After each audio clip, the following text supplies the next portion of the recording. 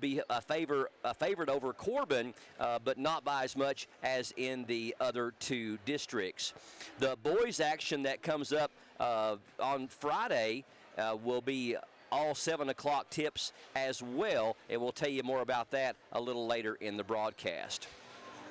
I want to say a big thank you to our co-sponsors of the coverage all week long. We have 4 co-sponsors that have come along to assist us in covering the cost of these games and also investing in the student athletes of the 49th District and the 13th Region.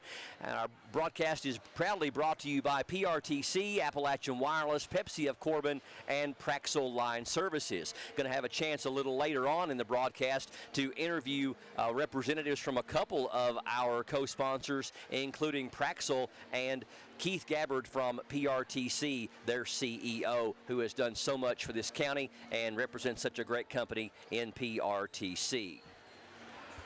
Let's get into our PRTC TV matchup preview. I had a chance to do a lot of research and do a deep dive into the who, what, when, where, and why about all 4 teams that are being represented tonight, and of course 3 different schools in North Laurel, Clay County, and Jackson County. In our first game, it'll be the state-ranked number 7 North Laurel Lady Jaguars against the Jackson County Lady Generals. North Laurel Lady Jaguars 27-2 on the season. Their only losses coming to Pikeville by a single point and a 4-point loss to South Laurel. They are 10-1 against region opponents and a perfect 5-0 in the 49th District this season. They have won an incredible 53 straight games against teams in the 49th District, dating back 7 seasons to 2018. They started the season winning their first 18 games in a row and have won their last 8 in a row coming into tonight's game. North is seeking their 8th straight 49th District title and their 3rd straight 13th Region title. The Lady Jaguars advanced to the district final by defeating OBI this past Monday, 93-15. Led by Brooke Nicholson's 21 points in limited action.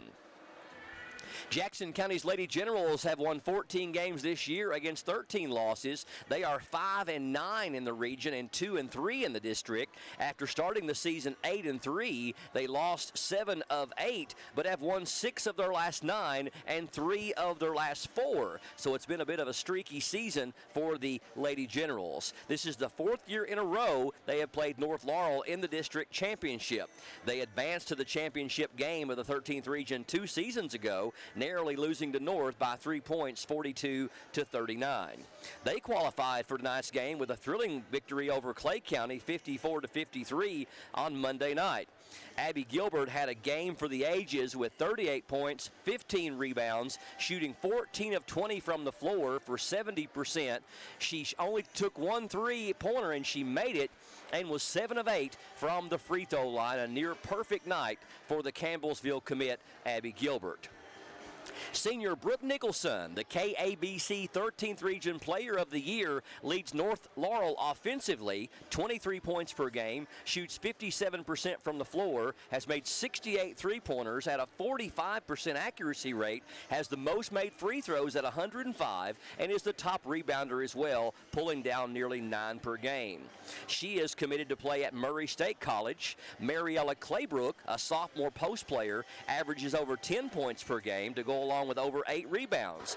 She's second on the team in both those categories. Senior guard Bella Sizemore is 3rd in scoring at right at 10 points per contest and is also second on the team with 61 made threes. We mentioned Campbellsville Tiger commit Abby Gilbert.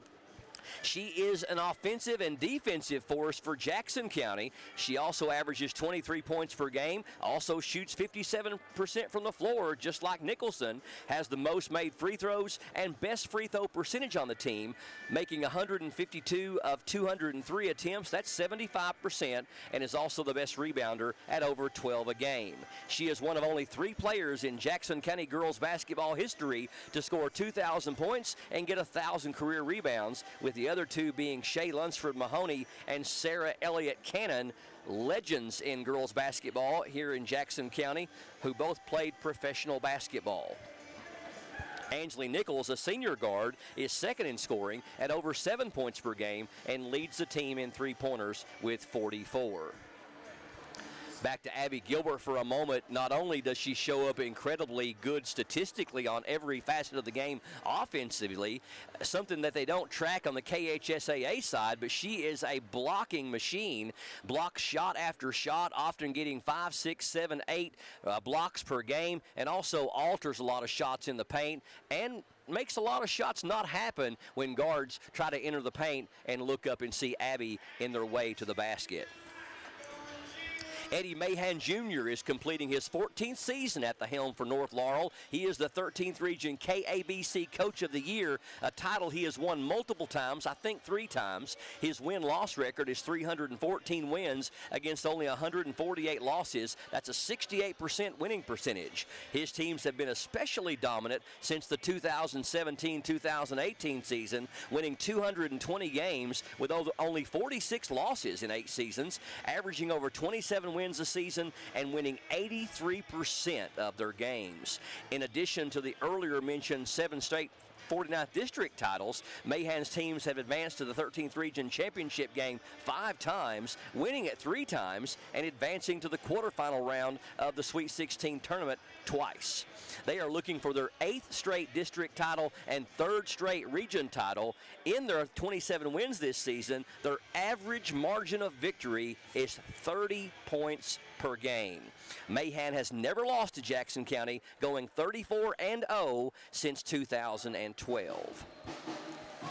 Since taking over coaching the Jackson County Lady Generals in the 2018-19 season, former star high school and college player Courtney Tyree has won 127 games with 73 losses over 7 seasons, winning over 63% of her games. Her most recent game Monday night was her 200th game of her coaching career with the Lady Generals. Her 2022 and 2023 teams won the 13th Region All-A Championships, advancing to the quarterfinals of state competition in 2022.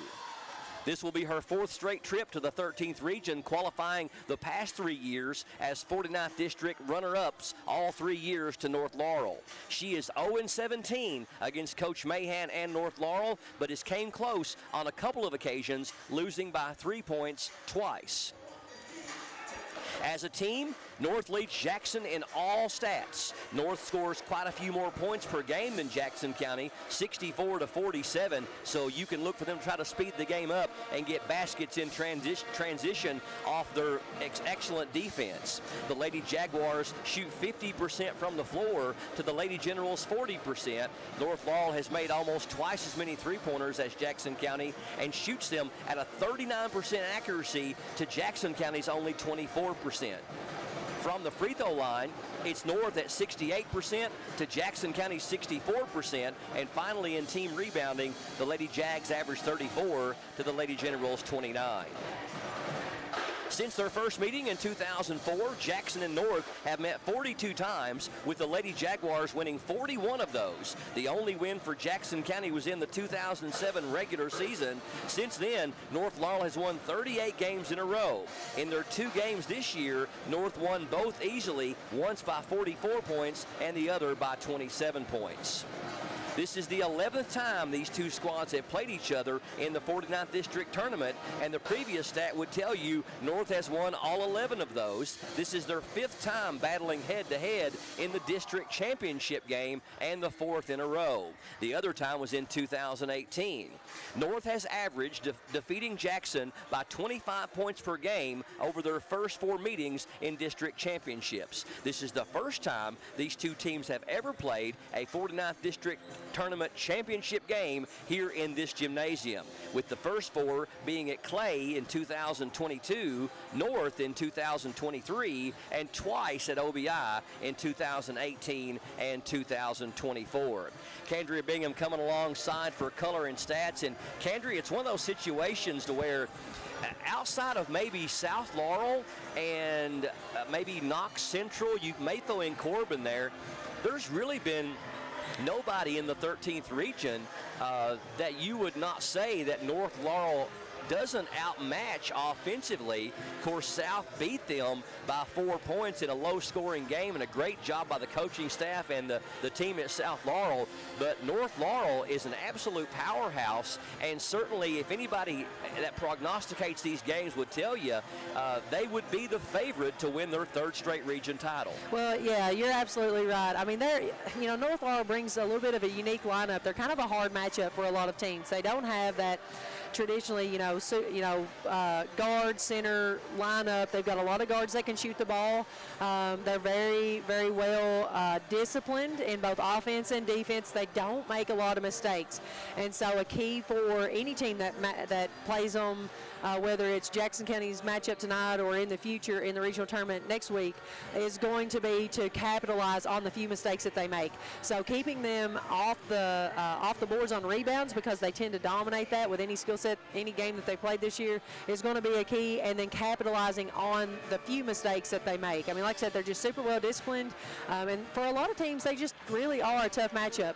But on the flip side of that, like we saw in the South Laurel game earlier in the season, South Laurel is a tough matchup for them. Yes. As you know, they bring a lot more power and stamina. They move the ball and are really, really shot selective, and so that's kind of tough for this North team. They like to play fast and furious. Brooke Nicholson loves to snowbird and run to the other end of the floor off of a good rebound by her teammates, and Emma Carr is really good at pushing the ball ahead. So with that kind of thing, they don't like playing super slow, but all of those things are going to be keys to this North Laurel win. Like I said, maybe a third straight regional title. Well, and you talked about North Laurel not being your typical high school basketball team. We're seeing a trend away from that, and I just don't know if in our region of Kentucky they just don't grow the players as tall and as big as they once did. But, you're talking about two teams tonight in North Laurel on the Lady Jaguar side, and then Clay County on the boys side that'll be playing in the nightcap tonight. They really don't have a traditional big man down low, so they tend to improvise. And like with North, they have some really good rebounding guards. They maximize the defense, push the tempo, look for easy buckets in transition, and it's an intense style of basketball that if you allow them to play into, you can't handle the basketball very well. They're going to take it away from you a lot of times in backcourt or at midcourt, get those easy buckets in transition, but it truly is, like you said, a fast and furious type of style that North Laurel likes to play. I haven't seen any team all year that has wanted to go faster than the Lady Jaguars. Yeah, I mean, they really like to push up that tempo, and they have the athletes and the wheelhouse to do that. I mean, these girls are all, made to be sprinters and run the ball fast. And like I said, they're super well disciplined and good ball handlers.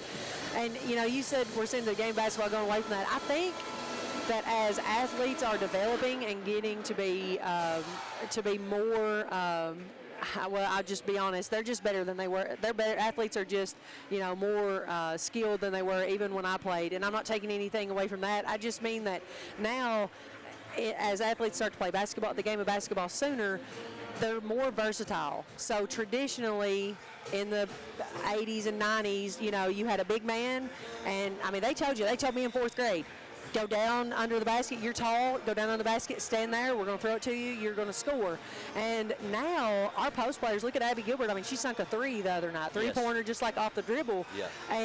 And that's what a lot of our players are to be doing. It's not that you're the ball handler role and you go down on the block. We're seeing them interchange. We'll see point guards now post up on the boys' side and girls' side. And it causes us, I think, to think mindset-wise that guard post dynamic is going away. That's really not true, and I proved that with some boys that argued this point with me earlier this season.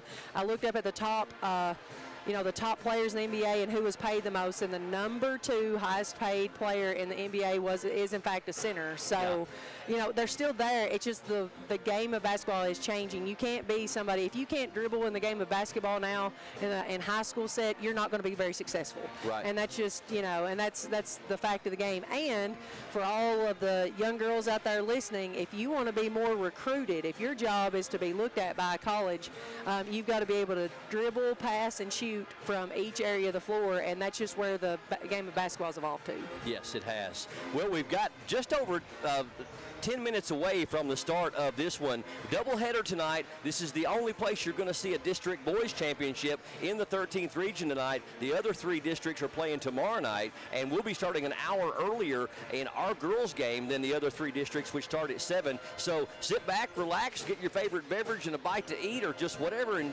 sit down for a while and enjoy some great hoops tonight as we'll be bringing you a doubleheader and crowning 2 district champions here on the girls and boys side. We're going to step away for a quick break from our sponsors and come back and talk more about it. Stay tuned for more of the 2025 49th District Basketball Tournament from Jackson County High School. We are PRTC TV.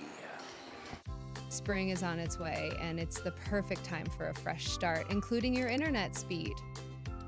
Whether you're streaming, gaming, working, or connecting with loved ones, PRTC has the perfect speed for you. Don't let slow internet rain on your parade. Sign up for or upgrade today and enjoy a connection that grows with your needs. Spring forward with faster speeds. Call or visit PRTC for more information. Mountain Dew Baja Blast.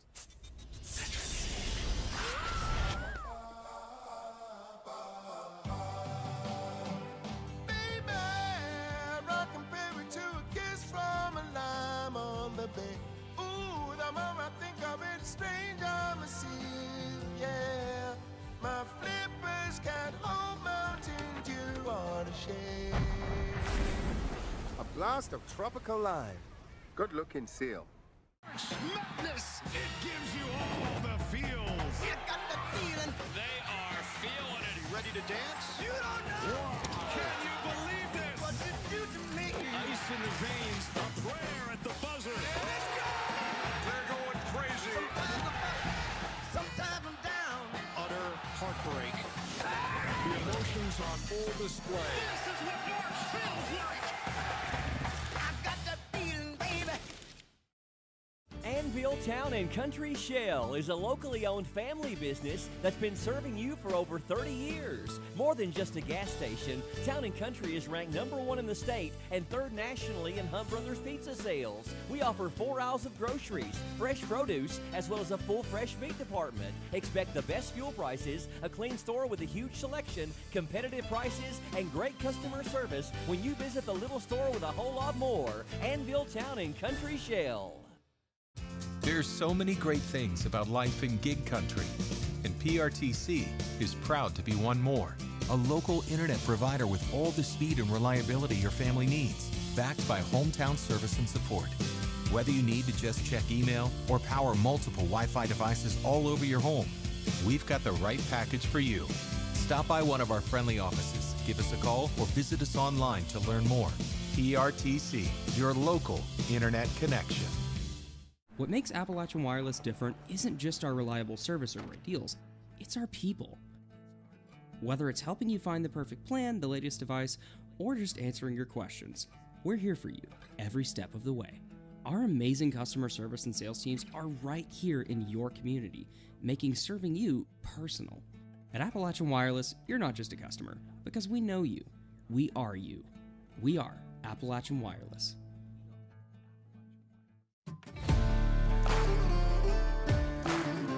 Praxel isn't just about building infrastructure, we're about building community. This is our home, and we take pride in supporting the people and businesses around us. Whether it's powering neighborhoods, lending a hand in times of need, or creating jobs right here where we live, we're not just present, we're invested. Because at Praxel, community comes first.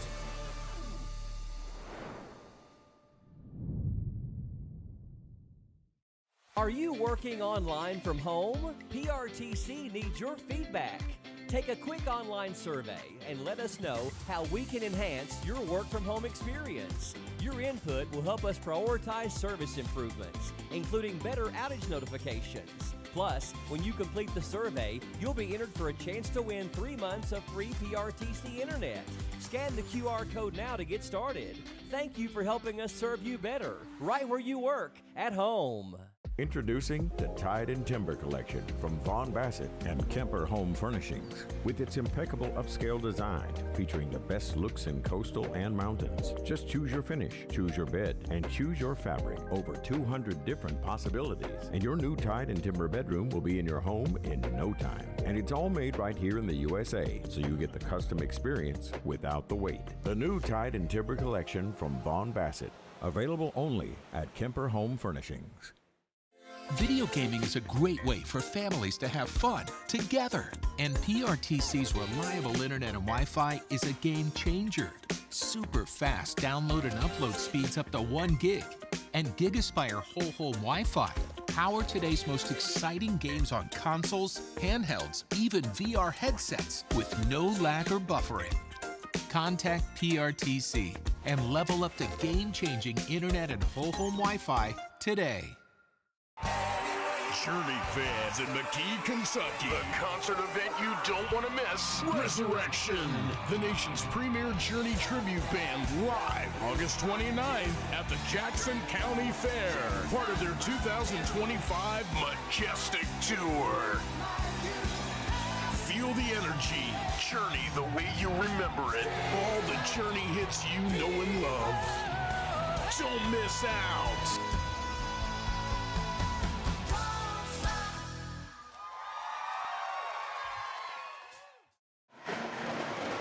Jackson County Bank's mobile app can make your life easier. Without ever coming into the bank, you can check your balances, complete P2P payments, make deposits, and transfer money between accounts. Jackson County Bank, serving the deposit and lending needs of the people of Jackson County for over 120 years. Member FDIC, equal housing lender, Jackson County Bank. A big thank you to Jackson County Bank, also Kemper Home Furnishings, Anvil Town and Country, and our co-sponsors tonight, Appalachian Wireless, Pepsi of Corbin, Praxel, and PRTC. North Laurel High School Band under the direction of Jonathan Hodge, and also the Jackson County High School Band under the direction of James Adams, making it feel like a festive atmosphere here tonight, and it certainly feels like tournament time. In addition, we've got both of the squads from the cheerleaders from both schools, both from Jackson County. There's North Laurel's squad, and they were judged earlier in the week, but tonight there'll be a champion crowned in the cheerleading as well. Jackson County girls supporting their teams here tonight. Great colors, great atmosphere, great energy, and it certainly feels like tournament time here at Jackson County High School. Yeah, absolutely. I mean, if you're a basketball fan, the district tournament is one of those things, one of those hometown events that everybody seems to look forward to. We've had good crowds each night this week. I know there was some concerns with the raise of ticket prices and stuff, but the communities of all of these schools have really come out in support of their athletes, and so all the band members, cheerleaders, and the basketball team. So great atmosphere and great time to really support some young athletes that are big parts of our community. We certainly would encourage you to come out to the game and be here in person to watch it. But if you can't, we'll have you all the coverage tonight. One big broadcast. It'll be a doubleheader. And again, right now, this is the only place you can find 13th Region tournament action, or 49th District tournament action anywhere in the 13th Region. District games happen later on tonight at 7 o'clock in the 50th, the 51st, and the 52nd, and this will be the only place to find a boys district championship in the 13th Region tonight, as the other three are going to occur tomorrow night on Friday. So in that way, we are unusual in that we'll be bringing you both of the games tonight. Now, tomorrow night, it is going to be in the 50th, South Laurel and Corbin at Williamsburg. And also tomorrow night, these games are at 7 o'clock. In the 51st District, it'll be Knox Central and Pineville at Barberville. And then in the 52nd, it will be Bell County and Harlan County at Harlan Independent in the 52nd. All those games at 7 o'clock. And then tonight in the other districts, it is going to be in the 50th District, South Laurel and Corbin tipping off at 7 from Williamsburg.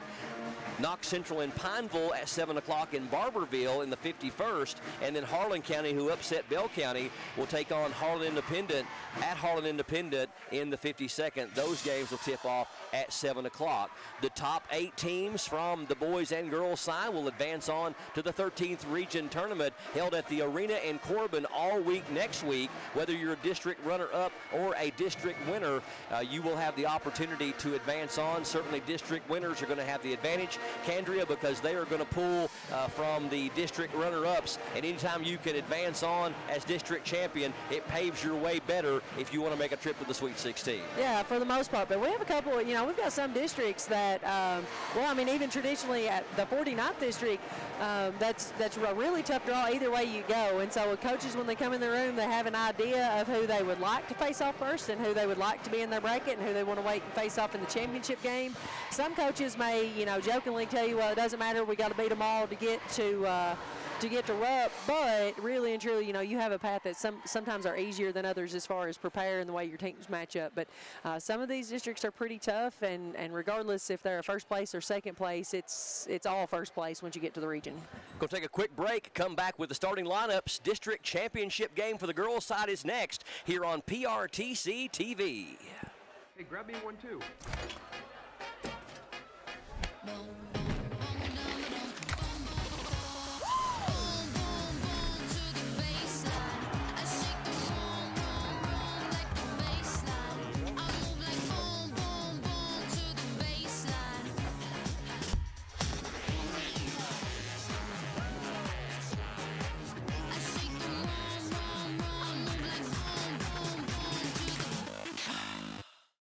I'm all in.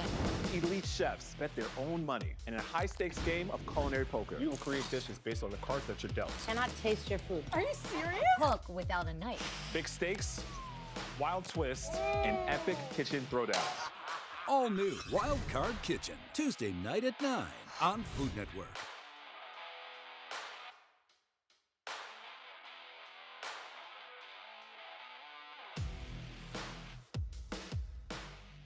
Anvil Town and Country Shell is a locally owned family business that's been serving you for over 30 years. More than just a gas station, Town and Country is ranked #1 in the state and 3rd nationally in Hunt Brothers pizza sales. We offer 4 aisles of groceries, fresh produce, as well as a full fresh meat department. Expect the best fuel prices, a clean store with a huge selection, competitive prices, and great customer service when you visit the little store with a whole lot more. Anvil Town and Country Shell.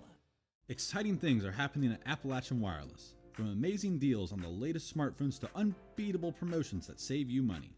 There's something for everyone. Whether you're upgrading, switching, or shopping for accessories, stop by to get the latest and greatest in technology. Want to know more? It's easy. Visit us online at AppalachianWireless.com or stop by one of our retail or authorized dealer locations. Appalachian Wireless, where you don't just get great service, you get great savings. We are you. We are Appalachian Wireless. Not enough power? Not okay. Weak Wi-Fi? Also not okay. These days, your home's got Wi-Fi connected gadgets and devices here, there, everywhere, and they all use more and more Wi-Fi until, luckily, an easy upgrade to PRTC fast, reliable internet with GigaSpire whole home Wi-Fi makes it all okay. Call or visit PRTC online for a great upgrade offer today. Praxair, we power the nation, one job at a time. From storm response to civil construction, vegetation management to fiber installation, and even building the substations that keep the grid running strong. Our crews are in the field, working coast to coast, delivering the expertise and manpower to keep communities connected. When the job needs to get done, we deliver. Introducing the Tide and Timber Collection from Vaughn Bassett and Kemper Home Furnishings. With its impeccable upscale design, featuring the best looks in coastal and mountains. Just choose your finish, choose your bed, and choose your fabric. Over 200 different possibilities. And your new Tide and Timber bedroom will be in your home in no time. And it's all made right here in the USA, so you get the custom experience without the wait. The new Tide and Timber Collection from Vaughn Bassett. Available only at Kemper Home Furnishings. Jackson County High School proud to host the 2025 49th District Tournament here on PRTC TV. It is time for the first of two of our district championship games. First, the girls' side with the North Laurel Lady Jaguars and the Jackson County Lady Generals. Let's get your starting lineups. First of all, for the North Laurel Lady Jaguars, ranked number 7 in the state of Kentucky, a record of 27 wins against only 2 losses. They will start number 21, Brooke Nicholson, the KABC 13th Region Player of the Year. She's a senior and a Murray State Racer commit. Number 10, sophomore Mariella Claybrook. Number 32 is senior Bella Sizemore. Number 2 is junior Haley Combs. And freshman wearing number 4 is Emma Carl. Now for the home team on the scoreboard, the Jackson County Lady Generals under head coach Courtney Tyree in her 7th season. They have a win-loss record of 14 wins against 13 losses. They will start senior number 34. She does it all. Campbellsville Tiger commit Abby Gilbert. Also number 14 is senior Ansley Nichols. Number 13 is senior Larkin Vaughn. Number 2 is senior Sammy Creech. And number 43 is freshman Hannah Jackson. So 4 seniors and a freshman for Jackson County getting the start. And on the North Laurel side, they have 2 seniors, a junior, a sophomore, and a freshman. North Laurel, Candria averages 64 points per game. Jackson County averages 47. If Jackson County is even going to be able to keep this close, they're going to have to control the tempo and not let North Laurel's defense speed the game up. Absolutely. I mean, tempo is going to be the major control, and then like I said in kind of our pregame show there, keeping them off the boards and limiting them to one and done is going to be keys. Tip is controlled by North Laurel.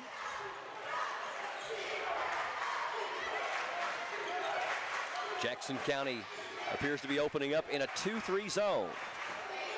In the corner, that's Nicholson for a 3. It's too strong, but nobody over there to box out Emma Carl. Shot down low is up and in, and that's Nicholson. Nicholson gets 2 shots at the basket, and Candria was saying need to really work hard on the defensive glass as North Laurel shoots the ball incredibly well. Great defensive team as well. That pass is going to sail out of bounds. I think Abby was trying to get it over to Jackson. Good job on the defensive side by North Laurel. Yeah, North Laurel's done a good job of, kind of where they left off when we saw this team play a couple weeks ago. They really like to overplay those passing lanes, put a lot of pressures on the guards out front. Nicholson again over in the right corner, now out top to Combs. Left side it goes to Emma Carl. Nicholson makes her move. 10-footer is no good. Good position on the rebound for Hannah Jackson to get it for the Lady Generals. We played just over a minute. 2-0 North Laurel, 49th District Championship game. Sammy Creech over to Gilbert. Down low, they finds Nichols, and her shot is blocked out of bounds by Claybrook. Claybrook, the tallest player on the North Laurel team. Yeah, North Laurel's just got a lot of length. They're able to get their hands in a lot of passing lanes, and so the Lady Generals are just going to have to be a little more careful and a little more cautious, making good, strong, fast cuts, and then hit and making sure they're passing ahead. Nichols has it knocked away from her, and North Laurel picks up the loose ball. Claybrook over to Combs. In the corner, there's Sizemore for a 3, and that's actually Brooke Nicholson for a 3, and she's got it. Nicholson's got all 5 for North. And Sammy Creech not looking for the pass and sails out of bounds untouched. And it's going to be a 30-second timeout called by Jackson County. Yeah, the Lady General's not off to a good start here. I mean, they've had 3 trips down on the offensive end that have resulted in 3 turnovers down on their end of the court. So, like to see, I mean, I know they're trying to keep the pace slow and try to not get into that fast-paced North Laurel game, but they're really going to have to do a better job of getting the ball closer to the basket, which is where they've made teams pay in the past. A big thank you to our co-sponsors of our coverage all week this week.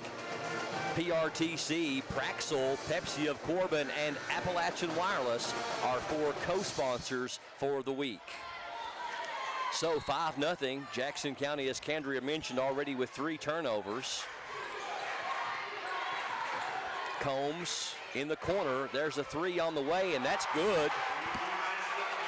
That's Bella Sizemore with her first bucket, and it's now 8-0 North Laurel. Yeah, 2 threes out of 3 possessions on the other end. They're going to have to find a way to run North Laurel off the line as well. A steal there by North Laurel as Nicholson comes up with it for the Lady Jaguars. Well, you're talking about the number 7 team in the state of Kentucky, and they are very fundamentally sound. There's a 3 on the way. That one's no good by Combs, but they get the offensive rebound, and Nicholson has a 3 go in and out. Loose ball picked up by Creech for Jackson County. North Laurel looking for their 8th straight 49th district title. They've won 53 straight games against 49 district opponents. Dates back to like 2018. Down low, Gilbert can't get the shot off. Good double team. Angela Nichols has her shot blocked by Claybrook, and here comes North in transition. Shot off the glass is no good, though. Nicholson back up and in and draws the foul.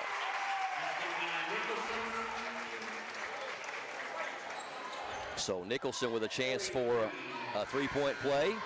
Foul is on Hannah Jackson, her first, and the team's first. I don't know about you, Brian, but this black uniforms with green trim and blue letters is very difficult to tell numbers from this far away. It's unbelievable. You know better than to even ask me that. I'm sitting up here struggling because from this far away in the crow's nest up here, Bella Sizemore and Emma Carl look awfully similar. Yep.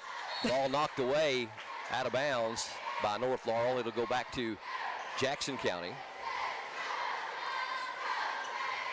Yeah, they don't wear those for like visibility. No. Get it inbounds to Gilbert. Cross-court pass over to Creech at the right elbow. Now to Vaughn. Over to Jackson for a 3. That one's no good. Rebound going to go out of bounds. They're saying off of Jackson County, but it certainly looked like it went off Nicholson from my vantage point. Yeah, she had about 2 feet on her in the air, but maybe she dropped it down in the hands of Vaughn as it went out. Bailey Berry checks in for Larkin Vaughn. We also had a substitution for North. That might have been Kilburn that checked in, number 1.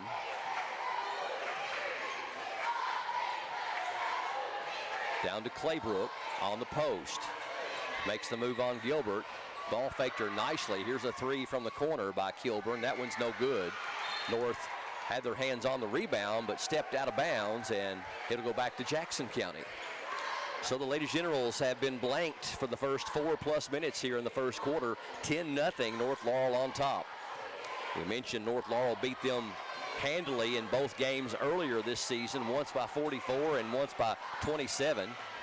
Pass goes down low, and Abby didn't touch that ball. Yeah, we're gonna overrule. That's right. That's right. Good call. Good call. The guy closest to the play missed it. Luckily, the one that was further away defiantly overruled him. Well, the best place to hide things are right in front of you. Absolutely. Nichols gets it into Gilbert on the baseline. Gilbert trying to get a shot off and does. A tough one. It's too strong. Rebound to Nicholson, and she's in transition. Long pass ahead is up and in. That's Bella Sizemore, her second bucket. She's got 5. 12-0 North. Gilbert stops and pops from 15. That one's no good. Out of bounds off of Nicholson. She tried to deke the official, but he did get that one right. Clay County North Laurel boys will follow this one Two very evenly matched teams statistically. Down low, Gilbert trying to carve out some space, up and in. Really nice play there by number 34 to get Jackson County on the board, 12-2. Combs dribbling out top. Jackson County still in a 2-3 zone. Here's a three from the elbow on the way. It is no good from Sizemore. And ball goes out of bounds off of North Laurel. Brooke Nicholson knocked it away, but it went out of bounds. North Laurel opened up their season winning their first 18 games in a row. They lost 2 of 3 and then turned around and have won 8 in a row coming into this game tonight. Creech over to Jackson, back to Creech, and it's going out of bounds, and I think they actually missed that one the other way. Looks like it went off of Sammy. They're going to give it back to Jackson County. Jackson County, I know they like to run this spread style offense, but North Laurel is looking right here for a 2-1-2 trapping in all corners. So they've got to figure out a way to get it to the middle and then make them pay on the back side of that defense. You can tell over there's Bailey Berry wide open. They're putting enough pressure that it's hard for the guards to get it there, but they're going to have to find a way to move the ball quickly and then get it on the opposite side. Fouls on North Laurel's Sizemore, her first, team's first, and we had 3 players over here right in a wad, and that's bad spacing. It's easier to guard your target when they're all standing right together, but you're right, Barry was wide open.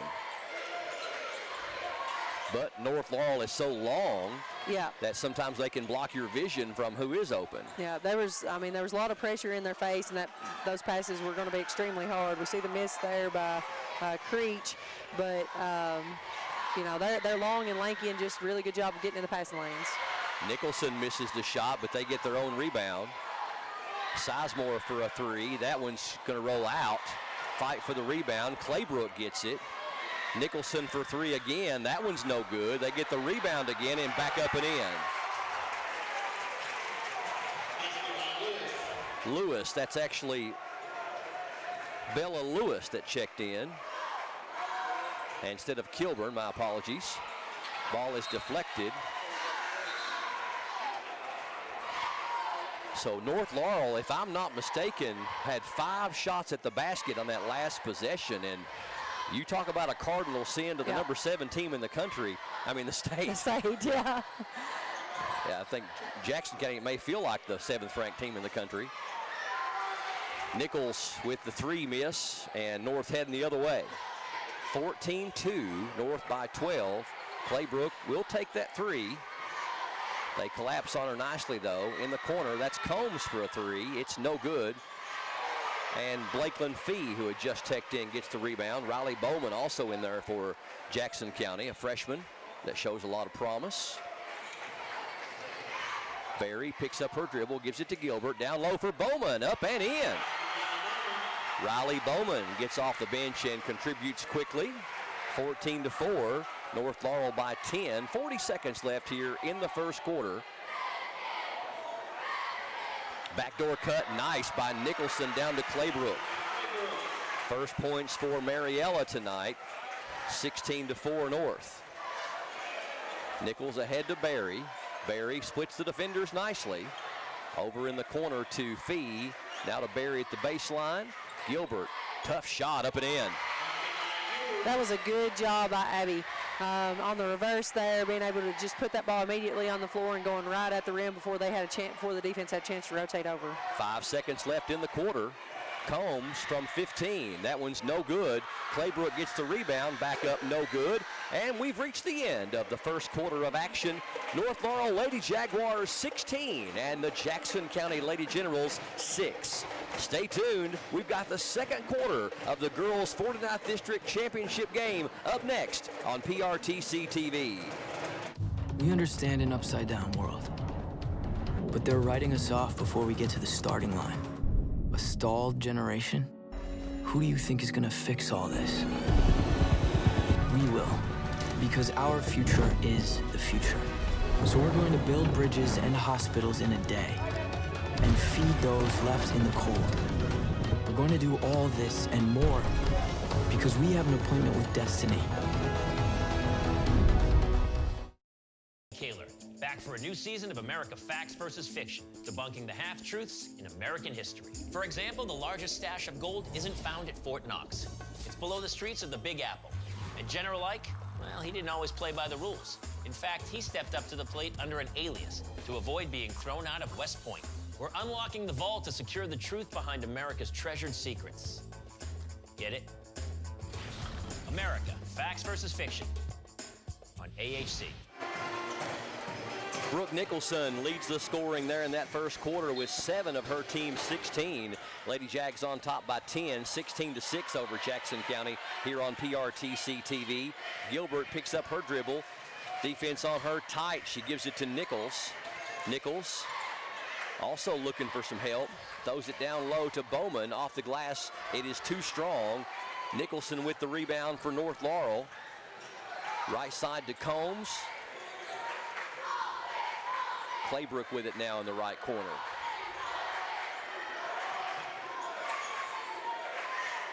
Yeah, you know, probably in the first quarter, one of the biggest stats that stood out overall was the amount of rebounds. North Laurel is currently out-rebounding Jackson County 10-4, as we see the basket there by Emma Carl. First points for the freshman Carl. Barry had a shot, didn't take it. Down low to Bowman, back to Barry, up and no good. Gets her own rebound, trying to box her way out of it. Almost made a shot from an impossible angle, but she'll go to the line. Good hustle down there by Bailey Berry, the sophomore. Emma Carl picks up her first and the team's first. And Bailey Berry averaging almost 5 points a game. She'll get a couple of free throws here. First one is good. Yeah, we joke and we kid, but, you know, if there's ever a drought in Jackson County, we should let Bailey Berry shoot free throws because she can bring the rain. That's exactly right. Second one good. Hey, listen, I like that one. That one Bailey got net. I tell you what, when a high-arcing free throw goes in, there's nothing prettier. Yep. When they don't, it's untelling where they're going to end up. 18-8, Bailey Berry makes 2. Looking down low for Claybrook, they get it to her.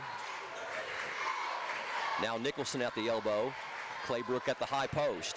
Try to get it down low, but good defense down there by Bowman, and it's knocked out of bounds. North can't save it in. They do to Jackson County, and Barry with it. Top of the key to Gilbert.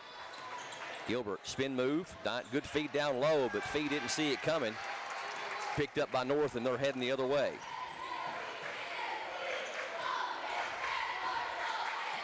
Just over 6 minutes to go here in the first half. Nicholson penetrates. Corner 3 on the way is no good. She gets the rebound, though. Nicholson does, and we're going to have a jump ball. Good job by Jackson County to tie her up.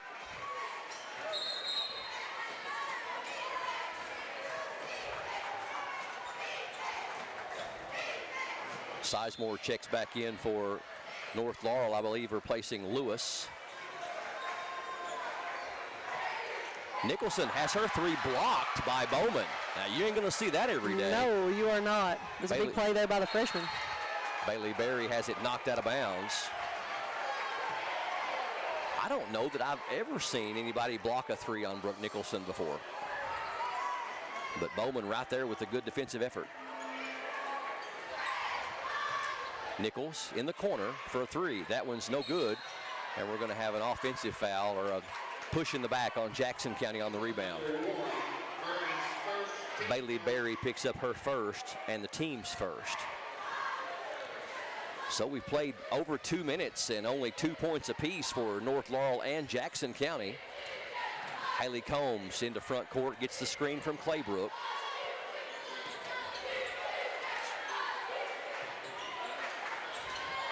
Berry almost with a takeaway. Floater down to Claybrook, good feed, shot is up, no good. Good defense down there by Gilbert to deny her. Ahead to Bowman. And Bowman leaves it for Nichols. Nichols penetrates, back to Bowman. Nichols for a 3. That one's in and out. Rebound to Nicholson. Nicholson, man, is she quick. Shot is up, no good, but we're going to have a foul on Nichols. She's deceptively quick. She is super Nicholson quick. is. I think we've watched her basically be a track sprinter for the last 4 years. I said when she was a freshman that she was probably in that squad when she was playing with teammates of another Sizemore and Valentine. I said when she was fresh, she's the most underrated freshman in the 13th region. I said she's really going to make a statement as she develops as a player, and she has. Gets the second one to go, only 1 of 3 from the free throw line. She has 8 to lead all scorers here in the first half. 19-8.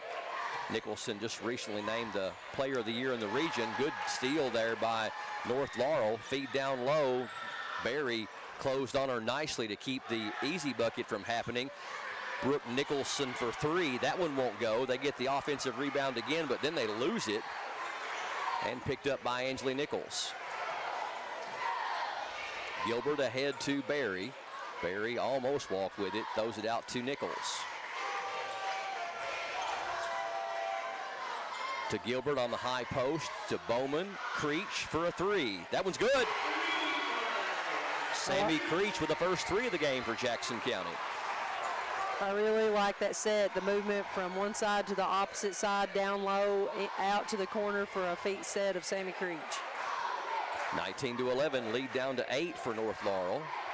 Here's a 3 from the left elbow. That one's well short and going to go out of bounds untouched, back to Jackson County.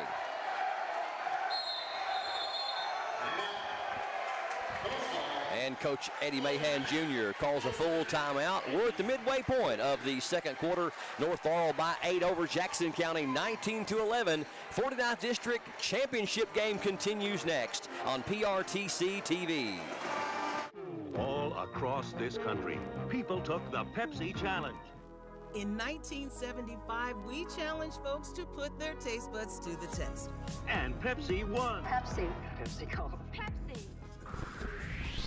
50 years later, we're traveling across the country to challenge a new generation and celebrate winning taste along the way.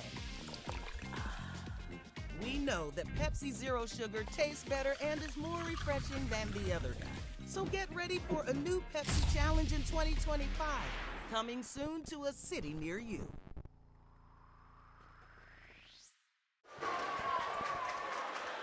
'49th District Tournament Girls Championship game from Jackson County High School here on PRTC TV. Our entire PRTC TV broadcast crew bringing it to you tonight.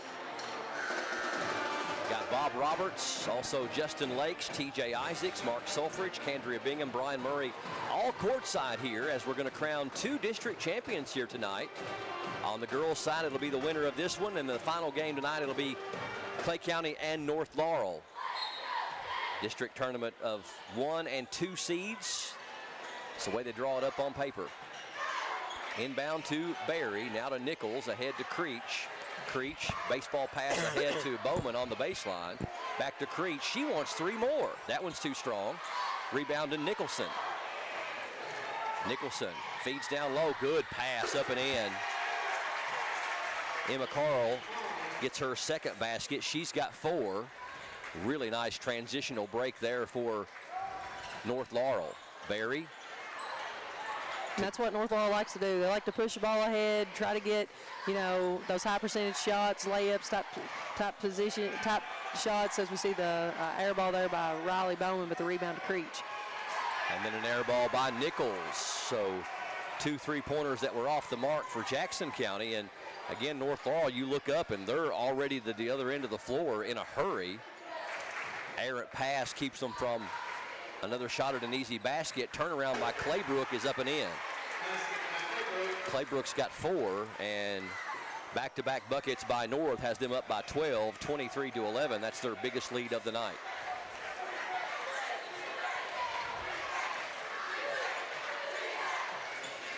Screen from Bowman for Berry. Berry gets it over to Nichols. Under 3 to go here in the second quarter, and knocked away by North Laurel, but goes out of bounds off the hands of Carl. Carl will check out, and Bella Lewis will check in.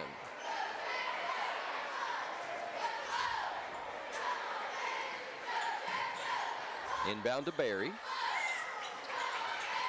Nichols double teamed and throws it into backcourt, but it's going to be intercepted by Combs off the glass and in. First points of the night for the junior, Haley Combs. She averages 6. And now 25-11. Stolen in backcourt again. Here's a 3 by Combs. She's wide open. Won't fall, though. Lady Generals dodge a bullet there. So another thing about North is with their defense, they can score in a hurry, in piles. They can rattle off 8 or 10 points before you can look around. It's like a bunch of thoroughbreds. Yes, indeed. Feed down to Gilbert. Backdoor cut by Berry up and in. What a pass by Gilbert. Berry's got 4. 25-13. You know, and coaches will tell you that if you've got a bunch of teams that really overplay passing lanes, the way to make them hurt is to cut back door and get a lot of cuts toward the basket. Claybrook down low gets the good roll. She's got 6. 27-13. Sammy Creech to Nichols. Now to Gilbert. Good passing by Jackson County to get it into front court. Gilbert, she'll take that three-pointer, and that one is good. Well, counting last night, I think that makes her a perfect 2 of 2 from the three-point line in this tournament. 27-16. Just over a minute to go here before intermission. Berry almost had a steal. Claybrook holding that pivot foot. Combs. Turnaround is up, no good by Claybrook, and Gilbert with the rebound. Good box out by Larkin Vaughn to keep Nicholson off the boards on that one. Vaughn continuing to do those smart things that help her team. Berry, 3 is on the way. That one's an air ball. Rebound to North, pushing the tempo. Corner 3 by Nicholson is good. That was her first field goal of the second quarter. She's got 11 and knocked away by North Laurel. It'll stay with the Lady Generals.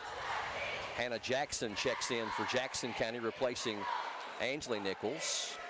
23 seconds left, and we're going to get Blakeland Fee in there, as well as Riley Bowman. And Creech and Vaughn step out. So 3 subs in for Jackson County. They can hold for the final shot of the period. And it's going to go off of Berry out of bounds. Not a good entry pass there, but the defense was good as well.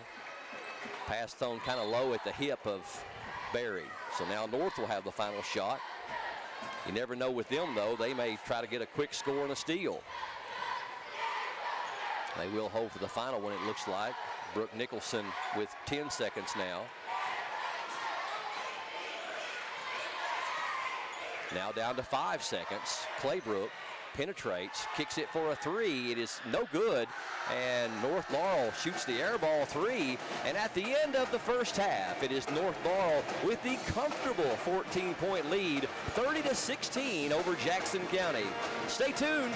We'll come back with our first half look at both individual and team stats up next, and talk more about our upcoming game tonight, which will be the Clay County Tigers and the North Laurel Jaguars for the district championship on the boys' side. It's all coming up here on PRTC TV.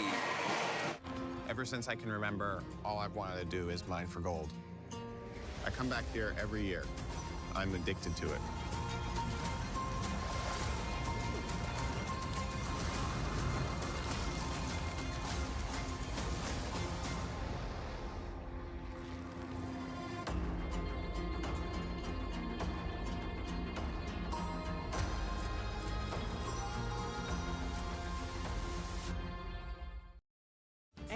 Town and Country Shell is a locally owned family business that's been serving you for over 30 years. More than just a gas station, Town and Country is ranked #1 in the state and 3rd nationally in Hunt Brothers pizza sales. We offer 4 aisles of groceries, fresh produce, as well as a full fresh meat department. Expect the best fuel prices, a clean store with a huge selection, competitive prices, and great customer service when you visit the little store with a whole lot more. Anvil Town and Country Shell. If your outdoor projects call for digging, you need the right tools, including one of these. It's never been more important to call 811 or visit call811.com to locate underground utilities before you dig. Essential connections to your home are just below the surface and can be easily cut. So use one of these tools to call or go online and know what's below. This message provided as a public service by your friends at PRTC. In today's world, staying connected is more important than ever. We're not just here to sell you a plan or a phone. We're here to serve you because we live and work right here in the communities we call home. At Appalachian Wireless, you're not just another customer. You're our neighbor, a friend, and a part of our family. We're here to keep you connected to what matters most. Because we are you. We are Appalachian Wireless. Our family relies on the internet every day. We both work from home at times, so our Wi-Fi just has to be there. We learn with it, laugh with it, and count on it for all kinds of things in our home. Your family depends on strong internet and Wi-Fi. That's why PRTC provides fast internet speeds with enhanced Wi-Fi management every day. To learn more about our internet and Wi-Fi choices, visit prtcnet.org. Introducing the Tide and Timber Collection from Vaughn Bassett and Kemper Home Furnishings. With its impeccable upscale design, featuring the best looks in coastal and mountains. Just choose your finish, choose your bed, and choose your fabric. Over 200 different possibilities. And your new Tide and Timber bedroom will be in your home in no time. And it's all made right here in the USA, so you get the custom experience without the wait. The new Tide and Timber Collection from Vaughn Bassett. Available only at Kemper Home Furnishings.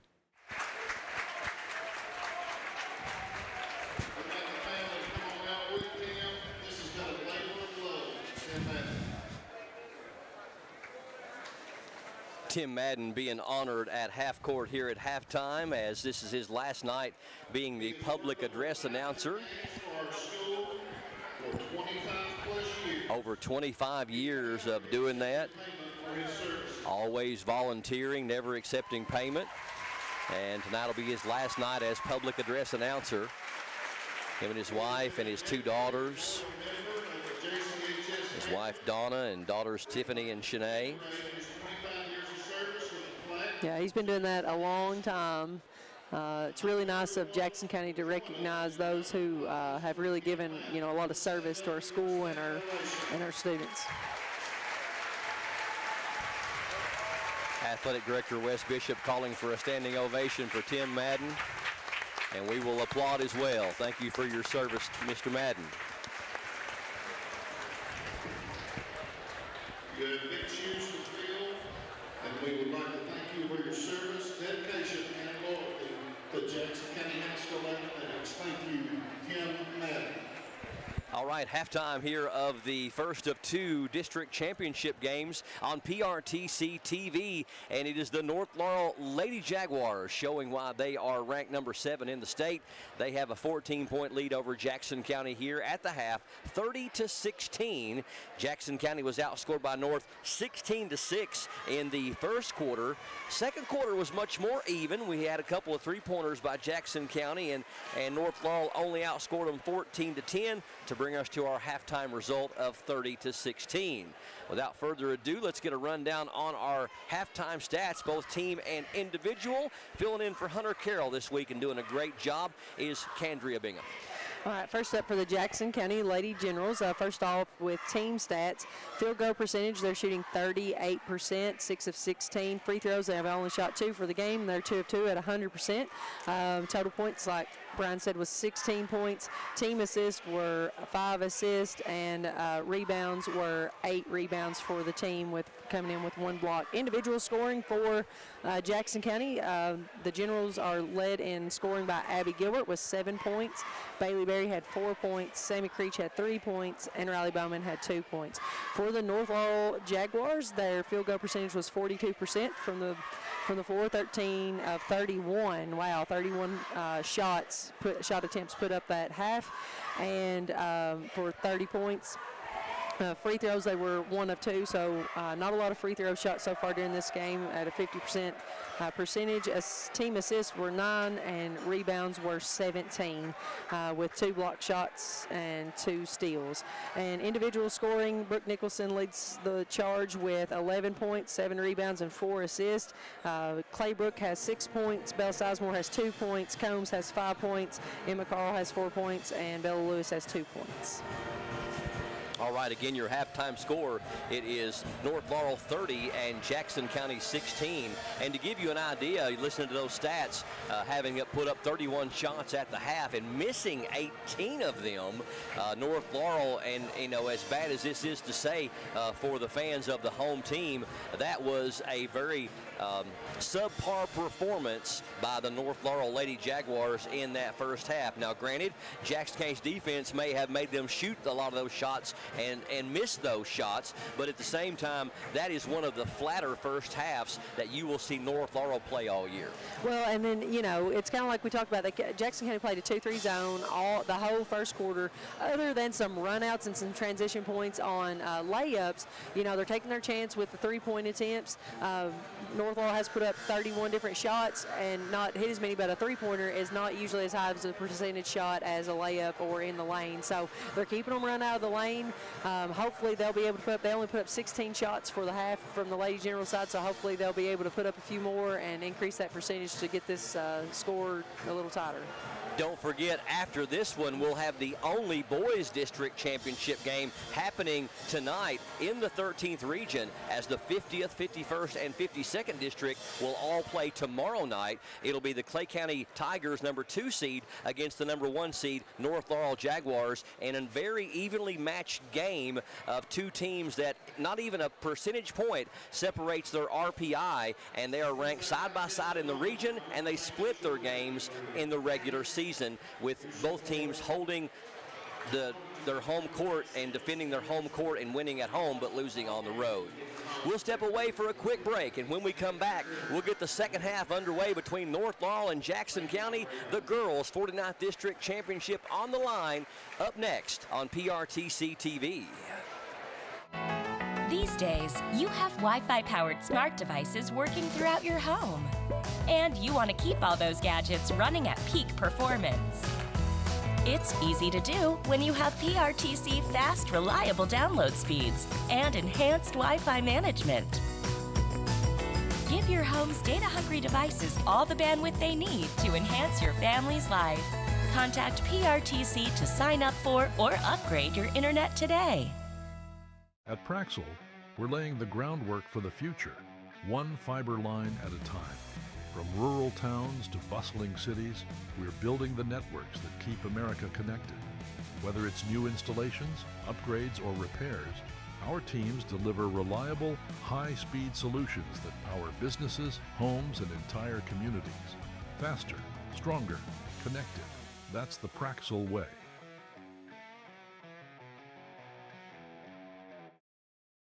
Fiber-powered internet from PRTC is fast. Crazy fast. Experience crazy fast internet speeds from PRTC with reliable downloads up to 1 gig. Now you can surf, stream, game, chill with speed to spare. And with our new GigaSpire Blast, you'll enjoy the ultimate Wi-Fi experience everywhere in your home. Accelerate your internet. Contact PRTC to sign up or upgrade your internet today. 16 minutes in the books, 16 minutes yet to go. We're at the midway point of the 2025 Girls 49th District Championship game here from Jackson County High School on PRTC TV. Don't forget, the boys' action follows this one. It'll be the Clay County Tigers, the number 2 seed, against the top-seeded North Laurel Jaguars. Just one correction. I do have the official book up here. Again, numbers, and I definitely apologize to all the listeners, but Bella Sizemore has 5 points and Hannah Combs has 2 points. Okay, sounds great. Creech is open for a 3. That one's a little bit short, and the rebound to North Laurel as we're underway with action here in the third quarter. Carl, Claybrook, and now to Combs. Combs starts right, then moves left. Right elbow, it goes to Sizemore, down to Claybrook. Claybrook, good ball fake, and Gilbert looked like she had a block, but must have got a piece of the hand as well. Gilbert's first foul, and the team's first of the quarter, and Claybrook going to the line to shoot 2. First trip to the line for the sophomore. Shoots 74% there on the season. That one's too hard off the back iron. North not shooting their free throws very well thus far in limited opportunities, only 1 of 4. Claybrook averages just over 10 points a game and about 8.5 rebounds per game, and only a sophomore. 31-16, North by 15. Creech gets it to Nichols. Vaughn penetrates, has it knocked away. Good defense by Nicholson, and I thought it went off of Nicholson, but they're going to say it went off of Larkin Vaughn. I think it rolled off her foot, so Okay. Nicholson made the swat, and then the ball just bounced right off her foot and out of bounds. I knew Larkin didn't touch it, but her foot might have kicked it. So good defense down there by Brooke Nicholson. Nicholson catch and shoot 3 is good. That is her third 3 of the game. She's got 14. Leads all scorers. Vaughn had the 3, doesn't take it. Over to Gilbert. Nichols will take the 3. That one's too strong, and the rebound to Nicholson for North Laurel as she approaches a double-double, just a couple of rebounds away. Here's a 3 from the elbow. That one is too strong off the back iron, but the rebound to Combs for North.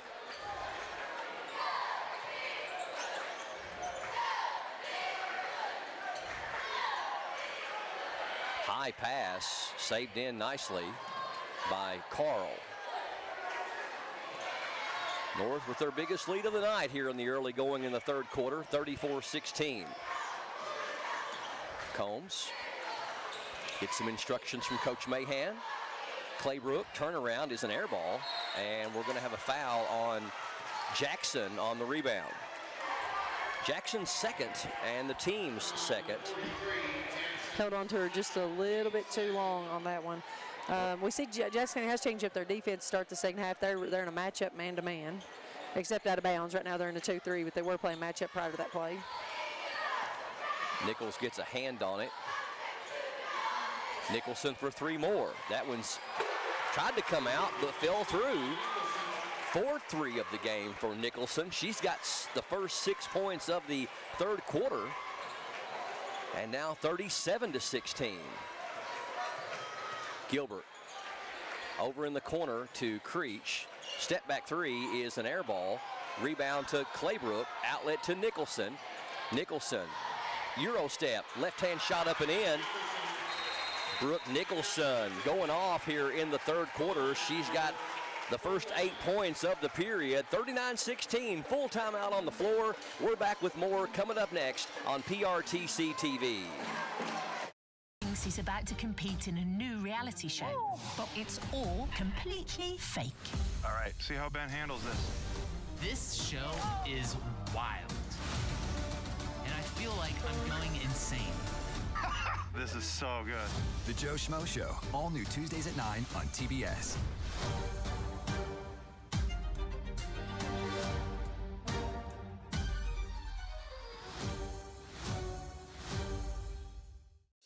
Spring is on its way, and it's the perfect time for a fresh start, including your internet speed. Whether you're streaming, gaming, working, or connecting with loved ones, PRTC has the perfect speed for you. Don't let slow internet rain on your parade. Sign up for or upgrade today and enjoy a connection that grows with your needs.